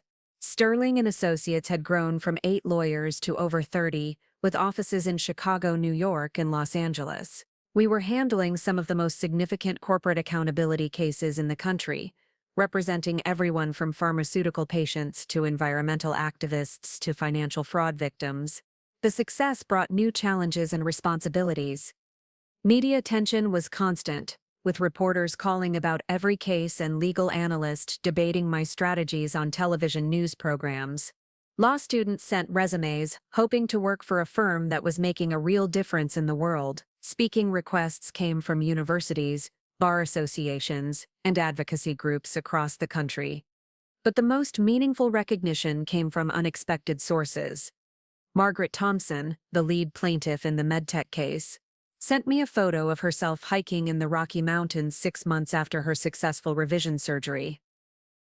Ms. Rodriguez, she wrote, I can walk without pain for the first time in 5 years. Thank you for giving me my life back. Similar letters arrived regularly from former clients and their families, describing how our victories had not only provided financial compensation, but had also delivered a sense of justice that helped them move forward with their lives. These personal connections reminded me why I had chosen this path and reinforced my commitment to fighting for people who had been wronged by powerful institutions. 5 years after leaving Blackwood and Associates, I was invited to speak at the Northwestern Law School graduation ceremony, the same law school where I had begun my legal education with such high hopes and naive expectations. Standing at the podium, looking out at 200 new lawyers who were about to enter the profession, I reflected on how dramatically my understanding of legal practice had evolved. The law is not a neutral profession, I told the graduating class. Every case you take, every client you represent, every argument you make is a choice about what kind of world you want to create. You can use your legal skills to protect the powerful from accountability, or you can use them to fight for justice for people who have been wronged. Choose carefully, because those choices will define not just your career, but your character. After the ceremony, several students approached me with questions about public interest law, corporate accountability, and how to build a practice focused on social justice.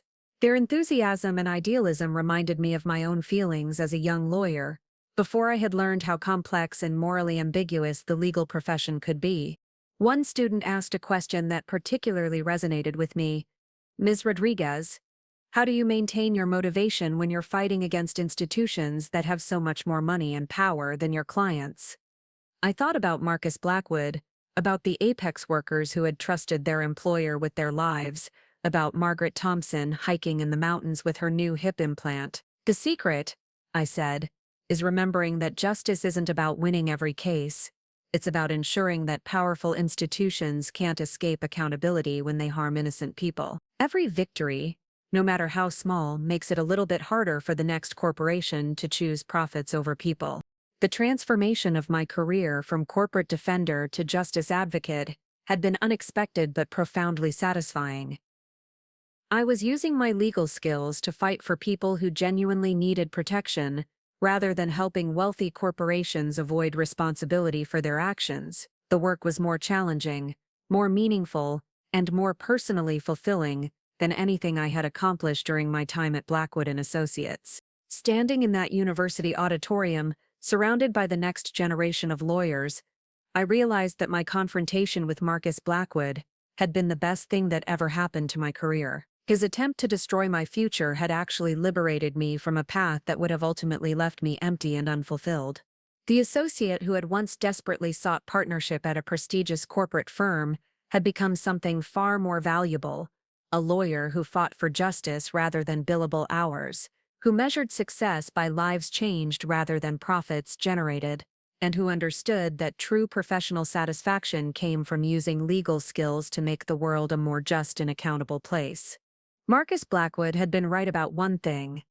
I didn't have the instincts for the kind of law he practiced, but he had been catastrophically wrong about my potential as a lawyer. I had exactly the right instincts for the kind of law that mattered most, the kind that held powerful institutions accountable and delivered justice to people who had been wronged. The elevator doors had closed on one chapter of my life, but they had opened on something infinitely better. 10 years had passed since that humiliating day when Marcus Blackwood told me I'd never make partner anywhere that mattered. As I stood in my corner office on the 55th floor of the John Hancock Center, looking out at the same Chicago skyline that had once seemed so unattainable, I couldn't help but smile at the irony. Sterling and Associates now occupied 4 full floors of one of the city's most prestigious buildings, and I had just been named managing partner of what had become the most successful plaintiffs' firm in the Midwest.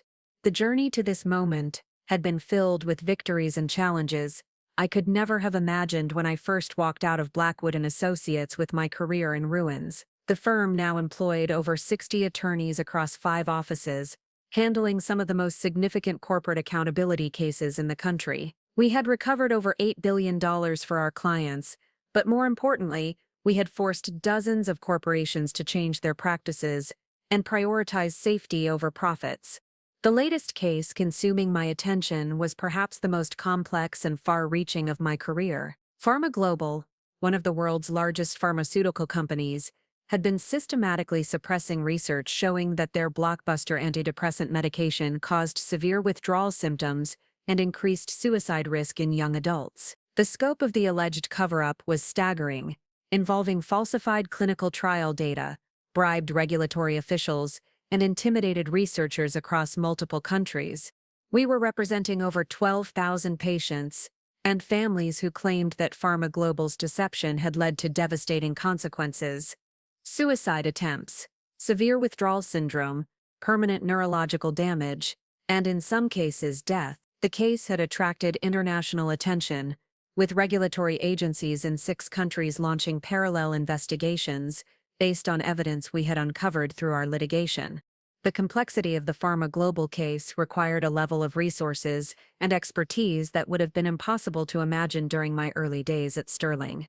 We had assembled a team of 30 attorneys, 50 paralegals, 12 expert witnesses, and investigators working in 4 different countries. The discovery process alone had cost over $15 million, requiring us to review over 3 million documents in 7 languages. But the most challenging aspect of the case wasn't logistical, it was personal. Pharma Global had hired every major corporate defense firm in Chicago to represent them, creating a legal army that included over 200 attorneys. Leading this defense coalition was none other than Blackwood and Associates, now under the leadership of Marcus's son, Jonathan Blackwood, who had inherited both his father's firm and his ruthless approach to corporate defense. Jonathan was everything his father had been at his peak: brilliant, aggressive, and completely committed to winning at any cost.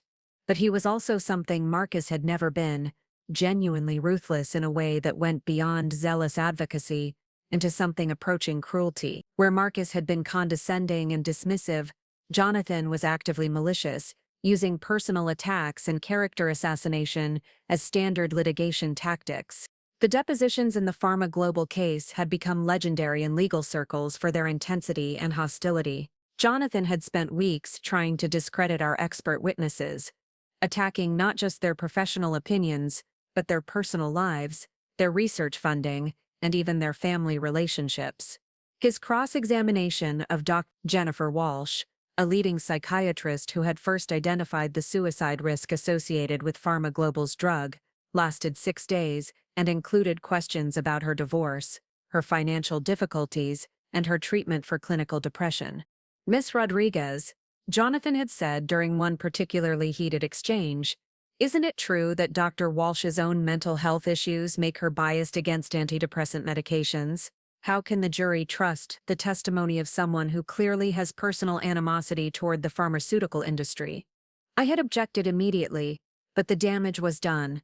Jonathan's strategy was to make the case so personally destructive that our expert witnesses would withdraw, rather than subject themselves to continued harassment. It was a tactic that Marcus would never have employed. He had been arrogant and dismissive, but he had maintained a veneer of professional courtesy even in the most contentious cases. The personal attacks extended beyond our expert witnesses to our clients themselves. Jonathan's team had hired private investigators to dig into the backgrounds of our lead plaintiffs, looking for any information that could be used to discredit their claims. They had uncovered everything from minor traffic violations to marital problems to financial difficulties, then used this information to suggest that our clients were motivated by greed rather than genuine harm. But Jonathan made a critical miscalculation when he decided to target me personally. During a particularly contentious court hearing about discovery disputes, he stood up and addressed Judge Catherine Morrison directly. "Your Honor, this entire case is being driven by Ms. Rodriguez's personal vendetta against successful corporations. She has built her career on exploiting tragedies for financial gain, and this Pharma Global case is simply the latest example of her shameless ambulance chasing."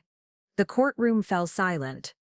Judge Morrison, who had presided over dozens of my cases over the years, looked genuinely shocked by Jonathan's attack. Even the court reporter stopped typing, apparently uncertain whether such personal invective should be included in the official record. I stood slowly, my voice calm and controlled, despite the fury building inside me. Your Honor, Mr. Blackwood's comment reveals more about his own character than mine. If fighting for patients who have been harmed by corporate deception makes me an ambulance chaser, then I wear that label proudly. This case isn't about personal vendettas. It's about holding Pharma Global accountable for systematically lying to doctors, patients, and regulatory agencies about the dangers of their medication. Judge Morrison's response was swift and decisive. Mr. Blackwood, your comment was inappropriate and unprofessional. This court will not tolerate personal attacks on opposing counsel. Consider this a formal warning. Any further violations of courtroom decorum will result in sanctions. But Jonathan's attack had actually strengthened our position in an unexpected way. His obvious animosity toward me and our clients played directly into our narrative about corporate arrogance and disregard for patient welfare. During subsequent hearings, Jonathan's hostility became increasingly apparent to observers, making him and his client appear callous and defensive. The breakthrough in the Pharma Global case came from an unexpected source. Dr. Michael Chen, a former Pharma Global researcher who had been involved in the original clinical trials, contacted us through an encrypted messaging app, claiming he had evidence that would blow the case wide open.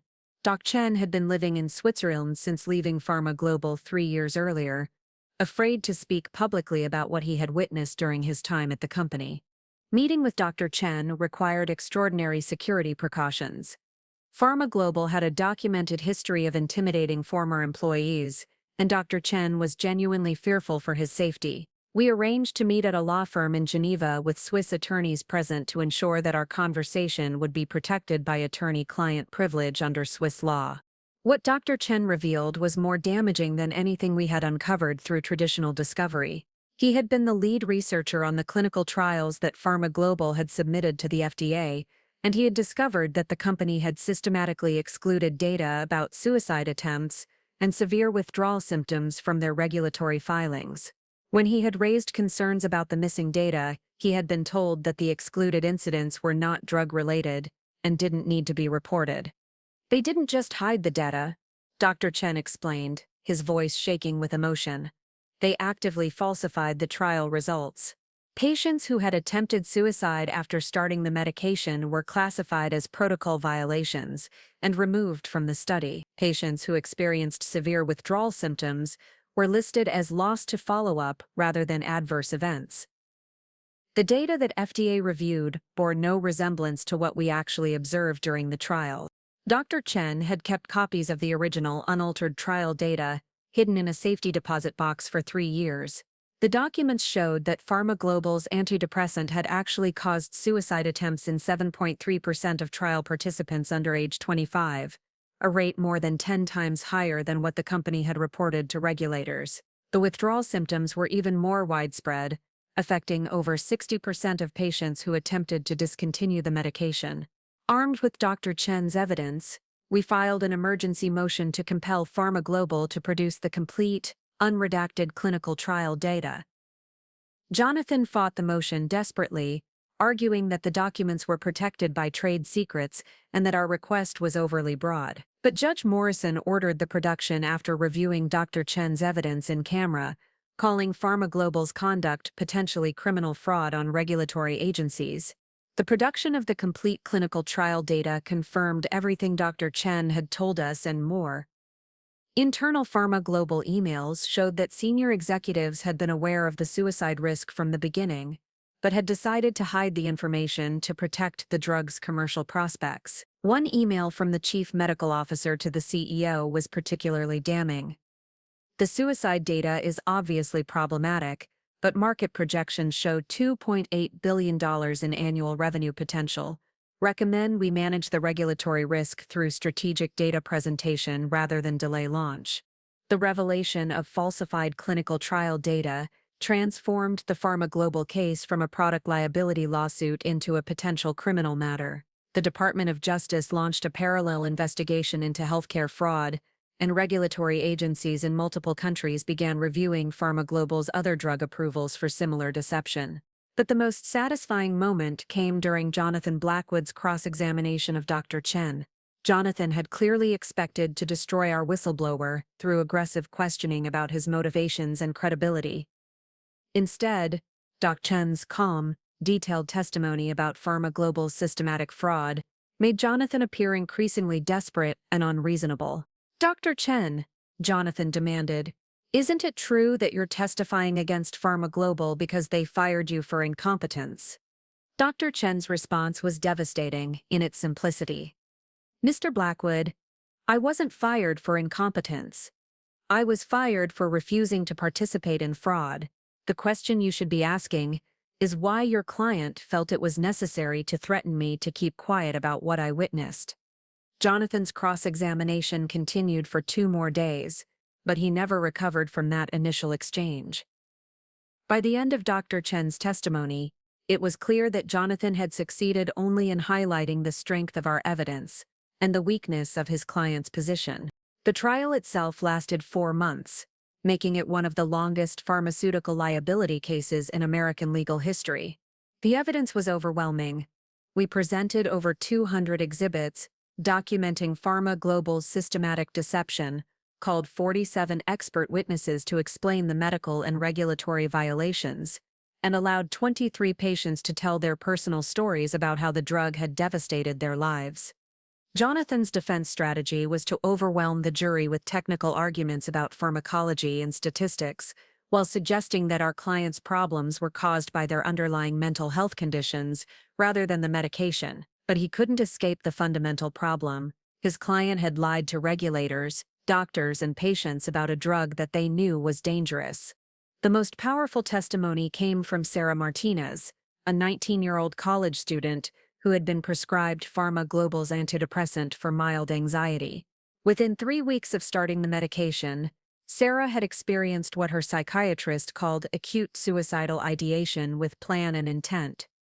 She had detailed plans to kill herself and had begun taking steps to implement those plans. Only intervention by her roommate had prevented a suicide attempt. I had never thought about suicide before taking that medication, Sarah testified, tears streaming down her face. I was dealing with normal college stress, nothing more serious than that. The drug didn't just fail to help me, it nearly killed me. And the worst part is that Pharma Global knew this could happen, and they didn't warn anyone. Jonathan's cross-examination of Sarah was a disaster. His aggressive questioning made him appear to be bullying a young woman who had nearly died because of his client's deception. Several jurors were visibly angry by the time he finished, and Judge Morrison had to warn him twice about the tone of his questioning. The jury deliberated for 8 days before returning a verdict that surpassed even our most optimistic projections: $4.7 billion in compensatory damages and $8.2 billion in punitive damages, representing the largest pharmaceutical liability award in world history. The total verdict of $12.9 billion would force Pharma Global into bankruptcy and send a message to the entire pharmaceutical industry about the consequences of lying to regulators and patients. But the financial award was secondary to the broader implications of our victory. Within weeks of the verdict, regulatory agencies around the world began reviewing Pharma Global's other drug approvals, ultimately discovering similar patterns of deception in multiple products. The company's executives faced criminal charges in 6 countries, and the FDA implemented new requirements for clinical trial transparency that would make similar fraud much more difficult to conceal. The personal satisfaction of the victory was immense, but it was overshadowed by the knowledge of how many lives could have been saved if Pharma Global had been honest about their drug's risks from the beginning. During the trial, we had learned that over 3,000 patients had committed suicide while taking the medication, and tens of thousands more had suffered severe withdrawal symptoms that could have been prevented with proper medical supervision. 3 months after the verdict, I received an unexpected visitor in my office. Marcus Blackwood, now 71 years old and showing his age, had requested a private meeting. I was curious about what he might want to discuss, and frankly, I was interested in seeing how the years had treated the man who had once tried to destroy my career. Marcus looked tired and defeated in a way that went beyond normal aging.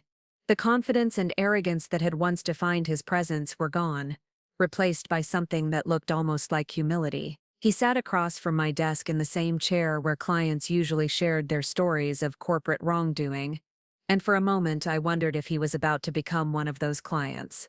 "Elena," he began, his voice softer than I remembered.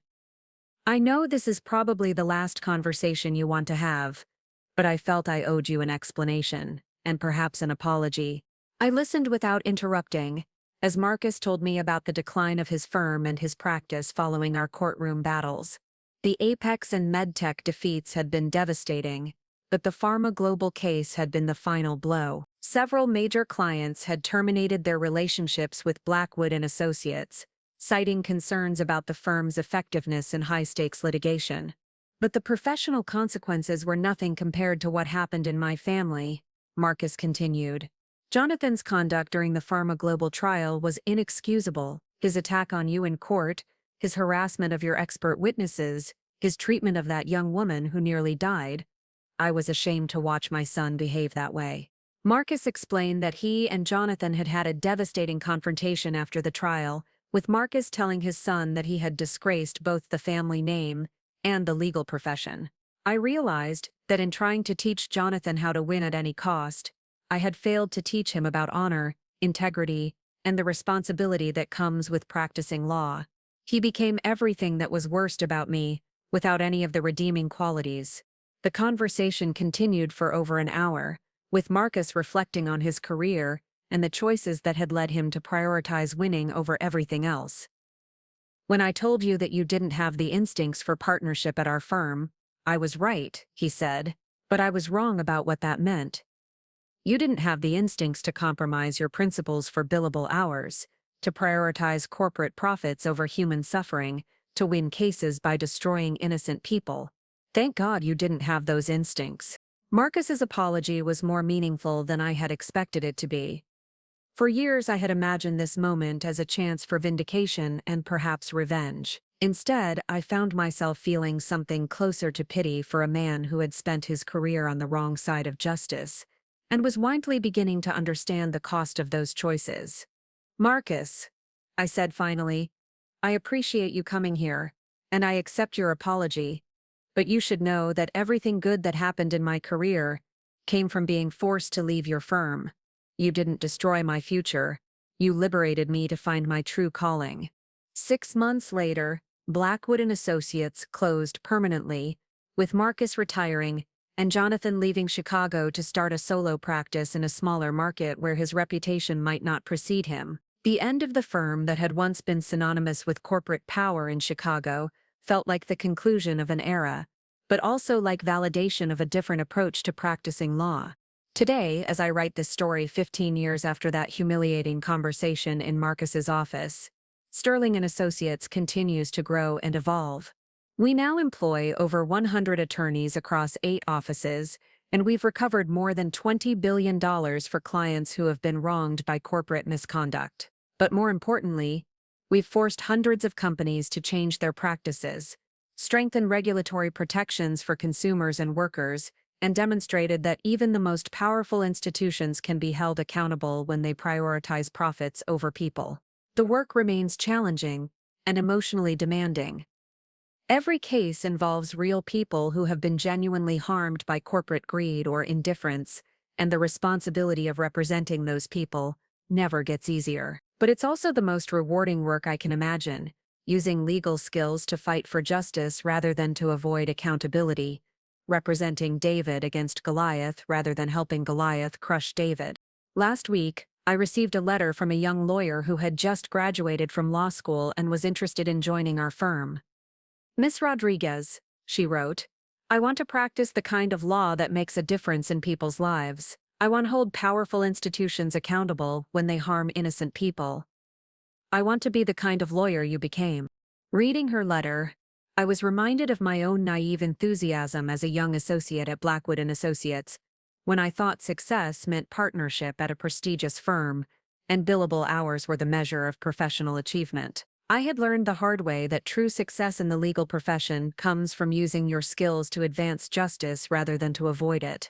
The associate who once desperately sought Marcus Blackwood's approval had become someone who measured success very differently. I had learned that the highest achievement for any lawyer is to look back on your career and know that you used your skills to make the world a more just and accountable place. Standing in my office, looking out at the Chicago skyline where this story began, I realized that Marcus had been right about one thing. I never would have made partner at Blackwood and Associates. I was too committed to justice, too unwilling to compromise my principles, too focused on doing what was right rather than what was profitable. And thank God for that. The elevator doors that had closed on my corporate defense career had opened on something infinitely more valuable, a practice built on the simple principle that powerful institutions must be held accountable when they harm innocent people, and that the law at its best is a tool for justice rather than a shield for wrongdoing. Marcus Blackwood had tried to convince me that I lacked the instincts for big league litigation. He was wrong. I had exactly the instincts that mattered most. The instinct to fight for people who couldn't fight for themselves. The instinct to expose truth rather than hide it. And the instinct to use legal skills in service of justice rather than profit. The boss who said I'd never make a partner was right. I had become something much better. I had become a lawyer who mattered. The ripple effects of our victories continued to spread far beyond the individual cases we had won. The Worker Safety Transparency Act, which had emerged from my congressional testimony after the Apex case, was finally signed into law 5 years later. The legislation required companies to disclose all health and safety research to workers and regulatory agencies, created new criminal penalties for executives who concealed workplace hazards, and established a federal fund to compensate victims of corporate safety violations. The law's passage felt like vindication not just for our legal victories, but for the broader principle that corporations must be transparent about risks to their workers and communities. During the White House signing ceremony, President Williams specifically mentioned the Apex case as a catalyst for the legislation, noting that sometimes justice in the courtroom leads to justice in the halls of Congress. But perhaps the most meaningful development was the transformation of legal education itself. Law schools across the country began incorporating our cases into their curricula, teaching students about the ethical obligations of lawyers and the importance of using legal skills to advance justice rather than avoid accountability. Harvard Law School established the Rodriguez Fellowship in Corporate Accountability, providing full scholarships for students committed to careers in public interest law. The fellowship recipients were remarkable young people who reminded me why I had fallen in love with the law in the first place. They came from diverse backgrounds. Children of immigrants like myself, first-generation college students, former military veterans, and career changers who had witnessed corporate wrongdoing in their previous professions. What united them was a commitment to using their legal education to fight for people who had been wronged by powerful institutions. One fellowship recipient, Maria Santos, had grown up in a community affected by environmental contamination from a chemical plant. Her younger brother had developed leukemia at age 7, and her family had spent years fighting for medical care and compensation. Ms. Rodriguez, she told me during her interview, I watched my parents navigate a legal system that seemed designed to protect the company that poisoned our neighborhood. I want to be the lawyer who fights for families like mine. Another recipient, James Washington, was a former military officer who had witnessed defense contractors charging the government millions of dollars for defective equipment that put soldiers' lives at risk. I saw how corporations can hide behind patriotism while betraying the people they claim to support, he explained. Military personnel deserve the same protection from corporate fraud that civilians do. These young lawyers represented the future of our profession, a generation that understood law as a tool for justice rather than a pathway to personal wealth. They reminded me that the real victory in my confrontation with Marcus Blackwood wasn't just personal vindication, but the demonstration that lawyers could build successful practices while maintaining their principles and serving the public good. The academic recognition was gratifying, but the most rewarding aspect of our success was the continuing stream of clients whose lives had been transformed by our work. 10 years after the Apex case, I still received holiday cards from workers' families who had used their settlement money to pay for their children's college education or to start small businesses in their communities. The financial compensation had provided security, but the public vindication of their suffering had provided something equally valuable: dignity. Margaret Thompson, our lead plaintiff in the MedTech case, had become an advocate for medical device safety, testifying before FDA panels about the need for stronger pre-market testing and post-market surveillance. "You gave me more than a new hip," she told me during a recent visit to our office. "You gave me a voice in ensuring that other patients won't suffer like I did." Dr. Sarah Mitchell, the former Apex safety director who had been fired for raising concerns about HC-47, had founded a nonprofit organization that provided legal and financial support for corporate whistleblowers. Her organization had helped dozens of employees come forward with evidence of wrongdoing, leading to regulatory investigations, criminal prosecutions, and civil settlements that had recovered hundreds of millions of dollars for victims of corporate fraud. The success of our practice had also created unexpected opportunities for systemic reform. Major corporations began reaching out to us not as adversaries, but as consultants who could help them identify and address potential safety and compliance issues before they became legal problems. This work was controversial within the plaintiff's bar. Some colleagues argued that we were helping corporations avoid accountability rather than forcing them to face consequences for wrongdoing. But I saw this consulting work as an extension of our mission rather than a betrayal of it.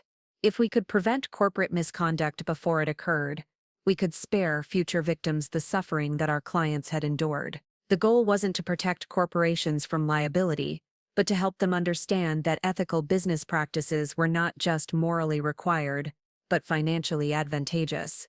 One of our most successful consulting relationships was with Meridian Pharmaceuticals, a mid-sized drug company that had contacted us after watching the Pharma Global trial coverage. Meridian's CEO, Dr. Lisa Chen, was a former FDA regulator who understood that transparency and safety were essential for long-term success in the pharmaceutical industry. "Ms. Rodriguez," Dr. Chen had said during our initial meeting, "I don't want my company to become the defendant in a case like Pharma Global. Help us build systems that ensure we're always honest with regulators, doctors, and patients about our products' risks and benefits." Our work with Meridian involved reviewing their clinical trial protocols, safety reporting procedures, and internal communication systems to ensure that safety concerns would be identified and addressed promptly. We helped them establish an independent safety committee with authority to halt clinical trials if safety issues emerged, and we worked with their legal department to create protocols that encouraged rather than discouraged the reporting of adverse events. The relationship proved beneficial for both parties. Meridian avoided the regulatory problems that had plagued other pharmaceutical companies, while we gained insight into how drug development actually worked, knowledge that made us more effective advocates for patients in future cases. The consulting work also provided a steady revenue stream that allowed us to take on riskier cases for clients who couldn't afford to pay substantial fees up front. The evolution of our practice from pure litigation to a combination of advocacy, consulting, and policy work reflected my own growth as a lawyer and a person. The young associate who had left Blackwood & Associates had been focused primarily on proving herself and achieving professional recognition. The lawyer I had become was more interested in systemic change and long-term impact than in any individual victory. This perspective was tested during our most recent major case, involving Titan Energy Corporation and the largest environmental disaster in Illinois history. Titan's fracking operations had contaminated groundwater supplies for 3 counties, affecting over 50,000 residents who could no longer drink their well water or use it for agriculture. The health effects were widespread and severe: increased cancer rates, neurological problems, and birth defects that would affect the community for generations. The Titan case presented unique challenges because the company had filed for bankruptcy immediately after the contamination was discovered, claiming that cleanup costs would exceed their available assets. Bankruptcy typically shields corporations from civil liability, potentially leaving contamination victims without any means of recovery. But we had developed a legal strategy that would hold Titan's parent company and individual executives personally liable for the environmental damage. The case required us to pierce multiple layers of corporate structure, demonstrating that Titan Energy was actually a subsidiary created specifically to shield its parent company from environmental liability. We uncovered evidence that parent company executives had been directly involved in decisions about fracking operations, safety protocols, and cost-cutting measures that had led to the contamination. The discovery process revealed a familiar pattern of corporate misconduct: internal studies showing contamination risks, safety recommendations that were ignored, and executive decisions that prioritized short-term profits over long-term environmental consequences. But the Titan case also presented new legal theories about corporate responsibility and environmental justice that could have implications far beyond this single lawsuit. The trial was scheduled to begin next month, and the stakes were enormous. Victory would provide compensation for thousands of families whose lives had been destroyed by corporate greed, while also establishing legal precedents that would make it much harder for companies to use bankruptcy and corporate structure to avoid environmental liability. Defeat would leave the contamination victims without recourse and potentially encourage other companies to adopt similar strategies to avoid accountability. But regardless of the outcome, the Titan case represented something important about the evolution of corporate accountability law. 20 years ago, environmental contamination cases were typically settled quietly, with victims receiving modest compensation in exchange for confidentiality agreements that prevented public disclosure of corporate misconduct. Today, these cases were public battles about corporate responsibility, environmental justice, and the right of communities to be protected from industrial pollution. The change reflected broader shifts in public consciousness about corporate power and accountability. Social media had made it impossible for companies to hide their misconduct, while a new generation of lawyers was willing to take on complex cases that previous generations would have considered too risky or expensive to pursue. The legal profession itself was being transformed by lawyers who understood that their highest calling was to fight for justice rather than to accumulate wealth. As I prepared for the Titan trial, I often thought about the conversation I'd had with Marcus Blackwood during his visit to my office years earlier. He had expressed regret about the choices he'd made during his career, the clients he'd represented, and the values he'd transmitted to his son. But he had also asked a question that had stayed with me. "Elena, do you ever worry that you're too idealistic, that the system will eventually force you to compromise your principles, the way it forced me to compromise mine?" The question was fair and challenging. The legal profession was still dominated by financial incentives that rewarded billable hours over results, corporate clients over individual plaintiffs, and short-term victories over long-term justice. Young lawyers faced enormous pressure to join large firms, pay off educational debt, and pursue partnership-track positions that often required them to represent clients whose interests conflicted with their personal values. But my experience had convinced me that idealism and financial success were not mutually exclusive. Sterling & Associates was proof that lawyers could build thriving practices while maintaining their principles and serving the public good. Our attorneys earned competitive salaries, our partners received substantial distributions, and our firm continued to grow and expand into new practice areas and geographic markets. More importantly, our work had demonstrated that principled advocacy was often more effective than purely mercenary representation. Juries trusted lawyers who genuinely cared about their clients and who were motivated by justice rather than just fees. Clients were more willing to endure the stress and uncertainty of litigation when they believed their lawyers were fighting for something larger than financial recovery. The key was building a practice that aligned financial incentives with moral imperatives. We took cases on contingency fees, which meant we only got paid when our clients recovered damages. This structure ensured that our interests were aligned with our clients' interests, and it allowed us to take on cases against powerful defendants who might otherwise escape accountability. We also maintained strict ethical guidelines about the types of cases we would accept and the clients we would represent. We refused to take cases where we couldn't demonstrate genuine wrongdoing, and we declined to represent clients who were primarily motivated by greed rather than justice. These standards sometimes cost us potential revenue, but they also ensured that our reputation and credibility remained intact.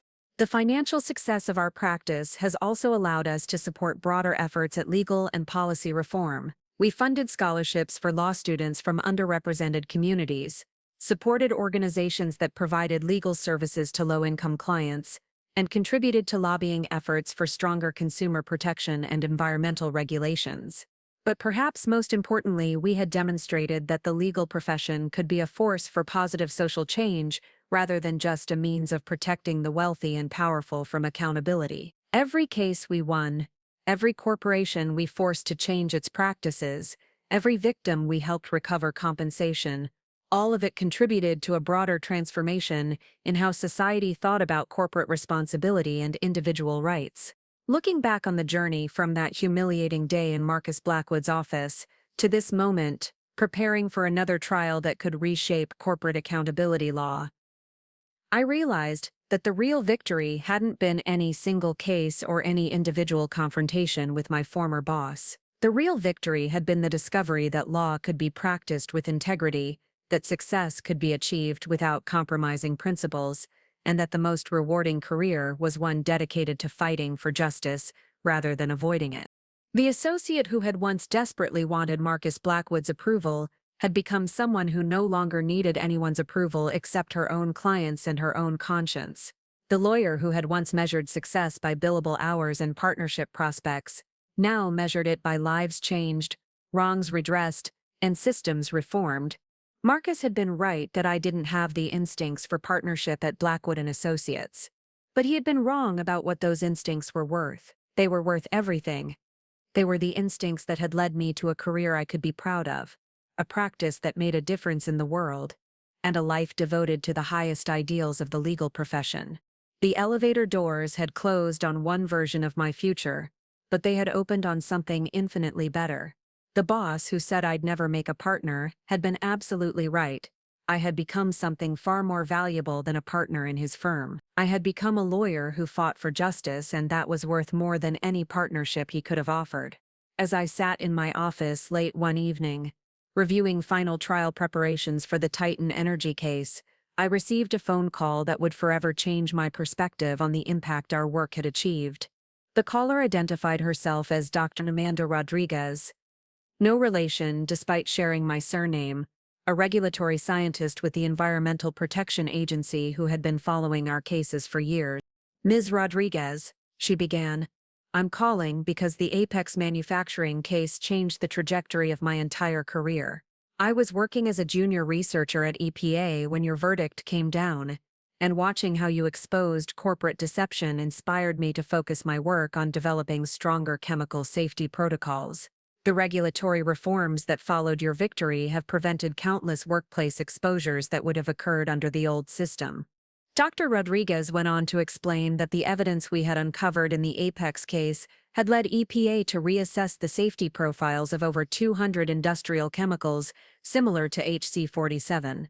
The agency had ultimately banned or restricted 47 of these substances, potentially preventing thousands of cases of occupational cancer and neurological disease. "Your legal victory became a public health victory," she said. "Families will never know that their loved ones didn't develop cancer because of the work you did in that courtroom." This conversation reminded me that the true impact of our litigation extended far beyond the immediate clients we represented. Every corporate practice we changed, every safety protocol we forced companies to implement, every regulatory reform that emerged from our cases, all of it contributed to protecting future victims who would never know they had been spared harm. The phenomenon became even more apparent when we began tracking the broader effects of our major verdicts. After the MedTech medical device case, the FDA implemented new requirements for clinical trials of implantable devices, including mandatory reporting of all adverse events and independent safety monitoring boards. These changes had led to the identification and recall of 12 other defective medical devices before they could cause widespread patient harm. Similarly, the Pharma Global verdict had triggered a comprehensive review of pharmaceutical industry practices by regulators worldwide. The European Medicines Agency, Health Canada, and regulatory bodies in Australia and Japan had all adopted new transparency requirements, modeled on reforms we had advocated. Conservative estimates suggested that these regulatory changes would prevent tens of thousands of medication-related injuries and deaths over the coming decades. But the most profound systemic change had occurred within the legal profession itself. Law schools reported that enrollment in public interest law courses had increased by 300% since our high-profile victories began attracting media attention. Students who might previously have been drawn exclusively to corporate law were now considering careers in consumer protection, environmental advocacy, and civil rights litigation. The American Bar Association had established a new section on corporate accountability law, recognizing this emerging practice area as a distinct specialty requiring unique skills and ethical considerations. The section organized conferences, published journals, and developed continuing education programs that helped lawyers across the country build expertise in complex litigation against powerful corporate defendants. More importantly, major law firms had begun establishing their own corporate accountability practice groups, recognizing that clients increasingly valued lawyers who could help them avoid the kind of devastating liability we had imposed on companies like Apex, MedTech, and Pharma Global. This development represented a fundamental shift in how the legal profession approached corporate representation, from helping companies avoid accountability to helping them embrace transparency and responsibility. The change was exemplified by the experience of Jennifer Walsh, a former Blackwood & Associates partner, who had contacted me 2 years after the Pharma Global verdict. Jennifer had been one of the attorneys working on MedTech's defense during our trial, and she had been deeply troubled by the evidence of corporate wrongdoing that emerged during discovery. "Elena," she had said during our meeting, "I spent 15 years helping corporations hide their misconduct from victims and regulators. I was good at it, and I made a lot of money doing it. But I couldn't continue living with myself after watching what MedTech had done to patients like Margaret Thompson. I want to switch sides." Jennifer had joined Sterling & Associates as a senior partner, bringing with her invaluable knowledge about corporate defense strategies and tactics. Her insider perspective made us more effective advocates for our clients, while her conversion from corporate defender to plaintiff's advocate sent shockwaves through Chicago's legal community. Other defense attorneys began questioning whether they could continue representing clients whose conduct violated their personal ethical standards. The transformation wasn't limited to individual lawyers. Entire firms were reconsidering their client relationships and practice focus. Morrison & Associates, a mid-sized firm that had traditionally represented pharmaceutical companies, announced that they would no longer accept cases involving the concealment of drug safety data. The Pharma Global verdict showed us that representing clients who lie to patients and regulators is not just morally wrong, it's professionally suicidal, the firm's managing partner explained in a legal publication interview. These industry-wide changes created a positive feedback loop that amplified the impact of our individual cases. As more lawyers refused to help corporations conceal wrongdoing, companies found it increasingly difficult to hide safety problems or avoid accountability when their products harmed consumers. The legal system was becoming more effective at deterring corporate misconduct because lawyers themselves were refusing to participate in deception and cover-ups. The evolution was particularly evident in the preparation for the Titan Energy trial. Unlike our earlier cases, where corporate defendants had deployed armies of lawyers willing to use any tactic to avoid liability, Titan's legal team seemed genuinely committed to reaching a fair resolution rather than fighting accountability at all costs. Their lead counsel, Patricia Morrison from Williams & Sullivan, had reached out to us about potential settlement discussions based on a realistic assessment of the company's liability. "Ms. Rodriguez," Patricia had said during our initial conversation, "my client understands that they caused devastating environmental damage and they want to make it right rather than spending years fighting about responsibility. We're hoping to negotiate a settlement that provides fair compensation for victims while also funding the cleanup and restoration work that needs to be done." This approach represented a dramatic departure from the scorched earth defense tactics that had characterized corporate litigation for decades. Companies were beginning to understand that transparency and accountability were not just ethical imperatives, but practical necessities for long-term business success. The shift was driven partly by changing public expectations and social media's ability to expose corporate wrongdoing, but it was also influenced by the demonstrated effectiveness of our litigation strategy. Juries had consistently imposed massive punitive damages on companies that tried to hide their misconduct, while showing more mercy toward defendants who accepted responsibility and worked cooperatively to address the harm they had caused. This dynamic was perfectly illustrated by the contrasting outcomes in two recent pharmaceutical cases. Drug Corp had fought aggressively against liability for their defective diabetes medication, hiring multiple law firms to challenge every aspect of our clients' claims and attacking the credibility of patients who had suffered severe side effects. The jury ultimately awarded $3.2 billion in punitive damages, effectively bankrupting the company and providing a harsh lesson about the costs of denying responsibility.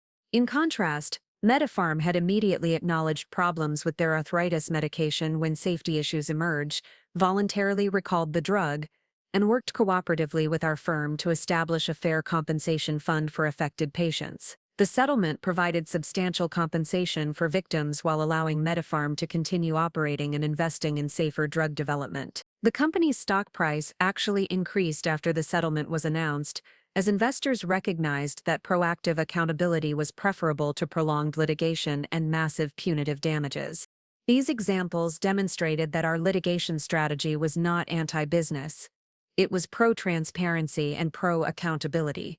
Companies that embraced these principles could continue to thrive while providing fair compensation to people they had harmed. Companies that chose deception and denial faced financial destruction and reputational devastation. The success of this approach had attracted international attention, with lawyers from European and Asian firms visiting our offices to learn about American developments in corporate accountability litigation. Several foreign governments had invited me to consult on legal reforms that would strengthen consumer protection and corporate responsibility in their jurisdictions. One particularly meaningful engagement involved working with the Canadian government to develop new pharmaceutical liability laws following a drug safety scandal that had similarities to the Pharma Global case. The Canadian Parliament ultimately passed legislation requiring drug companies to disclose all clinical trial data and establishing a federal compensation fund for victims of pharmaceutical fraud. Ms. Rodriguez, the Canadian Health Minister, had said during the bill's signing ceremony, "Your work in the United States has shown the world that even the most powerful corporations can be held accountable when they prioritize profits over public safety. This legislation will ensure that Canadian patients receive the same protection that your advocacy has provided for Americans." The international recognition was gratifying, but the most rewarding aspect of our work remained the direct impact on individual clients and their families. Every week brought new stories about how our victories had changed lives in ways that extended far beyond financial compensation. Robert Chen, whose father had died from HC-47 exposure at the Apex plant, had used his portion of the settlement to establish a scholarship fund for children of industrial workers. "My dad always said that education was the key to a better life," Robert explained during the scholarship fund's inaugural ceremony. "This money can't bring him back, but it can help other families achieve the dreams he had for our family." Similarly, the families affected by MedTech's defective hip implants had formed a patient advocacy organization that worked with medical device manufacturers to improve product testing and safety monitoring. Their expertise as former patients gave them unique credibility in discussions about device design and regulatory oversight, and several companies had hired them as consultants to review product development processes. The Pharma Global settlement had funded the establishment of the National Center for Pharmaceutical Safety, an independent research institute that conducted studies on drug safety and effectiveness without any pharmaceutical industry funding. The center's research had already identified safety concerns with several medications that might otherwise have gone undetected until after patients were harmed. These developments represented a fundamental transformation in how society approached corporate accountability and victim advocacy. Instead of simply providing financial compensation for past harm, our litigation was creating institutional changes that would prevent future harm and empower victims to become advocates for systemic reform. The approach had become a model for other areas of social justice advocacy, with civil rights lawyers, environmental activists, and consumer protection attorneys adopting similar strategies that combined individual case representation with broader policy reform efforts. The legal profession was discovering that advocacy could be both financially sustainable and socially transformative when lawyers were willing to think beyond immediate client needs and consider long-term systemic change. As I reflected on this evolution while preparing for the Titan Energy trial, I realized that the most important lesson from my confrontation with Marcus Blackwood wasn't about personal vindication or professional success. It was about the power of principled advocacy to create positive change in the world. The law could be a force for justice when lawyers were willing to use their skills and expertise in service of fundamental human values rather than narrow financial interests. The young associate who had been devastated by Marcus's rejection had been seeking validation and acceptance from people whose values were fundamentally incompatible with her own. The lawyer I had become understood that true professional satisfaction came from using legal skills to advance justice, protect the vulnerable, and hold the powerful accountable for their actions. This understanding had sustained me through the most challenging cases and difficult moments of my career.